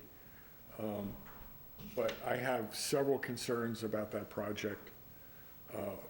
The first regarding the bylaws. Mr. Turner quite rightly pointed out that Section 12, Article 12, had several exclusions that sort of allowed this project to move forward in its current format. So I recommend that we review Article 12. Again, if you remember at Fall Town Meeting, we removed 1216.9, which had some exclusions in it. There's other exclusions in Article 12 that take Article 12 out of the consideration, and several of the issues about land clearing and others. Mining. I recommend that we revisit the first section of Article 12 and make sure that it's properly excluding projects in the way we would like to have them excluded. In addition, and I'm not, at this point, I don't think, this so far along, I'm not sure it's worth doing anything, but I really think that this should have gone to the select board because they cut down more than 50,000 square feet of trees. Should have come to you. Well, depending on how you read the bylaw about the clear cutting. Mr. Turner wrote a very good reason, and I support what he did. I think we need to review that and make sure that that's the intent of the zoning bylaw. He implied it correctly. The question is that what we actually want to have happen? Well, you had the issue with Carl Clemmy, over where he lived. Yes. Cleared up Yes. 50,000 square feet, and nobody caught the actual bylaw because it wasn't easily found. Right. And I think it was John Deacon found it. Yeah, well, because he was across the street. Yeah, but he found it after the fact. Yeah, so I think we need to continue to look at that. The other concern I have is this project was originally submitted as a subdivision, and it's now being built as four independent houses with a common driveway. 4 houses. Which sounds to me like the exact subdivision plan that was submitted. It seems to me like we've allowed this project to circumvent, or it's been able to move forward, and I don't think that was the intent of what the zoning bylaws had envisioned. I really think this is a subdivision, but that's why I want to get it on the table so we can discuss it. And I need more coaching on how do you know a subdivision when you see one? 4 houses with a common driveway sounds like a subdivision. Mr. Buckland has assured me that you can grant an easement and get around it. Did I? That's correct. Yeah. With an A&R, you can create the lots, and then you put a common easement across all those to get the driveway, great access. But that seems to subvert the intention of the subdivision control law. It does, but that's what's allowed under the zoning, under the state law, just the same way that you can put in a preliminary subdivision plan followed in 7 months by a definitive subdivision plan and get the zoning freeze. You can do other things that maybe aren't as... How did they get around, when that came to us the first time, there was a lot of talk in the open meeting about a historical survey. Artifact, yes, because I guess the town ran into some issues, if you want to call it that, while they were building the school. The old school. No, the new one. Old school. The new one, yeah, and they set aside an area for historic Yes. archaeological preservation as well, Right. too. The brand-new school on Minot Ave. Yes, but the old school that was there before, that's where they found artifacts. Where they found the artifacts, right. They didn't find artifacts of the new school. But you're still in the same general area. Yeah. And we brought it up when they came to us with the subdivision plan and said, because of what took place at the school, you're gonna need to do a historical artifact study. Normally what they do is they hire, I think it's like they hire someone from the Indian tribe who's there while they're doing the excavation and pulling the soil up. So if there's an issue, they're there. So I think the biggest problem is the amount of soil that's being taken out. Oh, they're Where's cutting the that real- whole hill down. I know, but where is it going? Where's And all the are other we, soil in town going? Same thing. and are we being paid for it? Are we being paid? I have no idea, do you? No. So these are issues for the zoning enforcement officer. My point for bringing it to this group, I trust that Mr. Turner properly applied the zoning bylaws as they're written. My question to this board, and to Alan as the select board, is what happened envisioned in what we want the subdivision control law to do, the bylaws to do in general? And if not, within our ability to legally adjust the bylaws, are there improvements that this example lead us to make? It gives you an idea of how you have a set of rules and regulations in which has gray in it, and if you have someone honestly sharp enough, they can get around it. Right, and That's what's happened. and, okay, it happened. What did we learn, and should we work to keep it from happening again? Well, we're allowed to be more strict than less restrict as Mass General Law. Yeah, So that, the planning board, you have to remember, is an executive branch of government. It's not it's the legislative branch of government. It's not executive. So the planning board is supposed to be the board for land that brings articles to town meeting right. to change things. So unfortunately, it's gonna circle back to you. Well, yeah, I'm saying we need to, Well, I'm recommending that we take a look at this case and use what we've learned. and use what we've learned. Yeah. Basically, what you do is you would write a warrant article for town meeting that would take care of that loophole. Right, that's what I'm suggesting. And as we're looking at the zoning bylaws, I think we should bring this example to the forensic audit that Serpent's gonna help us with and say, here's another example of where the bylaws have grown over time organically. That's the word I think I'm reaching for. And maybe the intents aren't there anymore. We need to fix it. So I'm recommending, that's why I wanted to discuss it with this group, because discussing it by email, you can't do that. I didn't want to get into deliberation. So I think we should constitute what we call these things? Working group. A working group to continue to look at improving the zoning bylaws, or perhaps that's the same working group that you need to constitute for the Serpent project. Yeah, if Serpent is helping us to comb through the bylaws, that's Yeah. probably the group that should be looking at it. Well, yeah, I'm thinking, so, I don't know if the people involved in that are interested in that, but, As soon as they're done with the Looking for a 53G nomination? account, right? Mike, are you looking for a nomination for Serpent? Are we looking for? Oh. you, I think, no. In all honesty, I think right now Sherry and I. Sherry is our liaison. You are Lizzie? Okay, Yeah. I'm sorry. Oh, that's okay. That's okay. Okay. I don't know if there's, and Alan's right, I mean, there are so many projects in town. Sand isn't, I don't know if you know, sand is quality sand, Carver sand, is in short supply worldwide. There's a premium demand for sand. There is. And it's getting taken right out of our natural resources. Wasn't they supposed to do a study, how much sand was removed? Oh, I've been Rectify listening to that. that since I came to town. I've been listening to that. No, we have Two town meetings ago. We have one lawsuit pending, and we got a second one working on. Yeah, but in the meantime, they're still trucking sand out of town.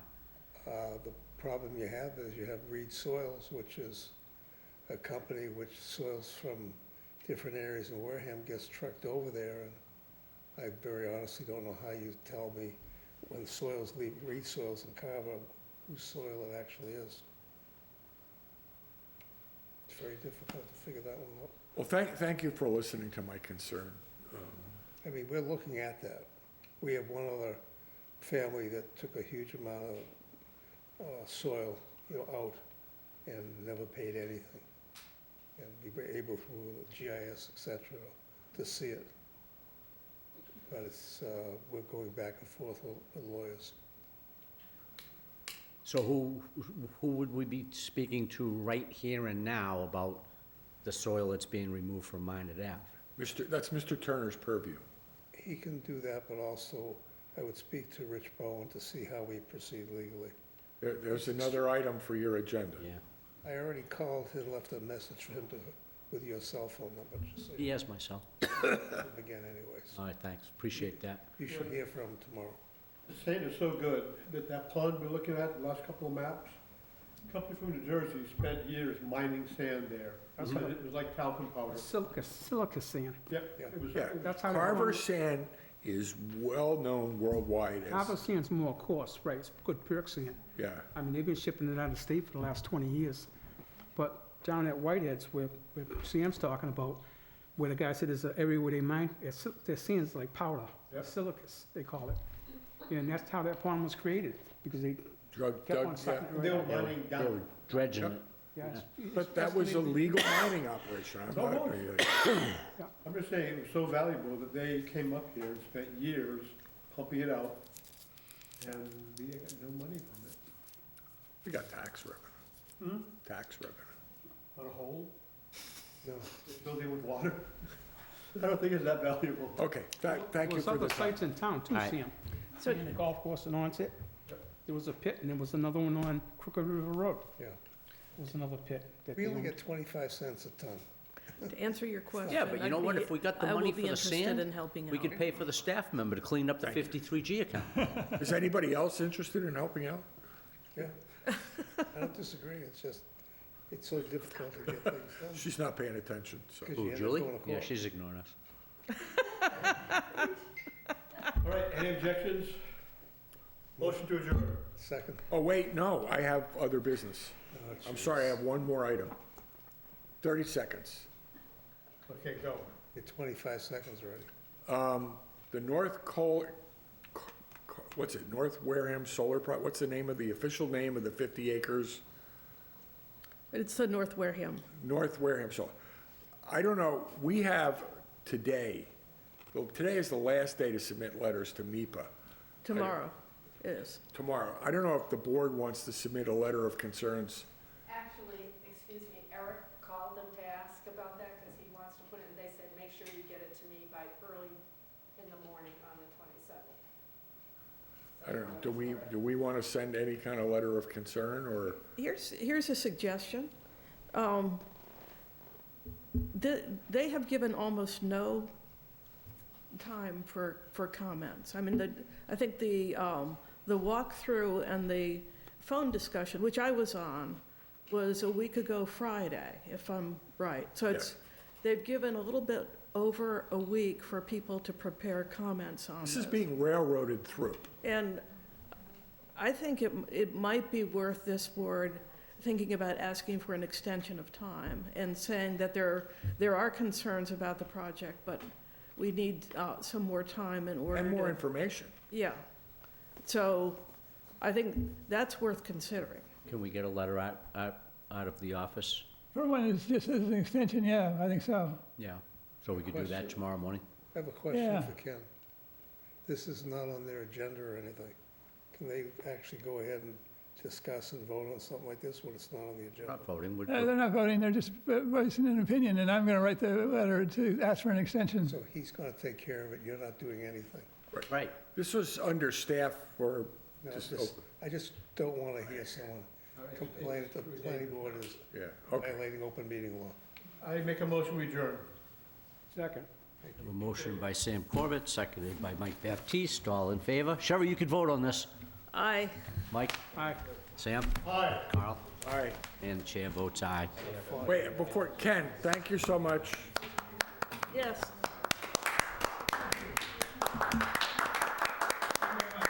You still owe me a copy of one of your books.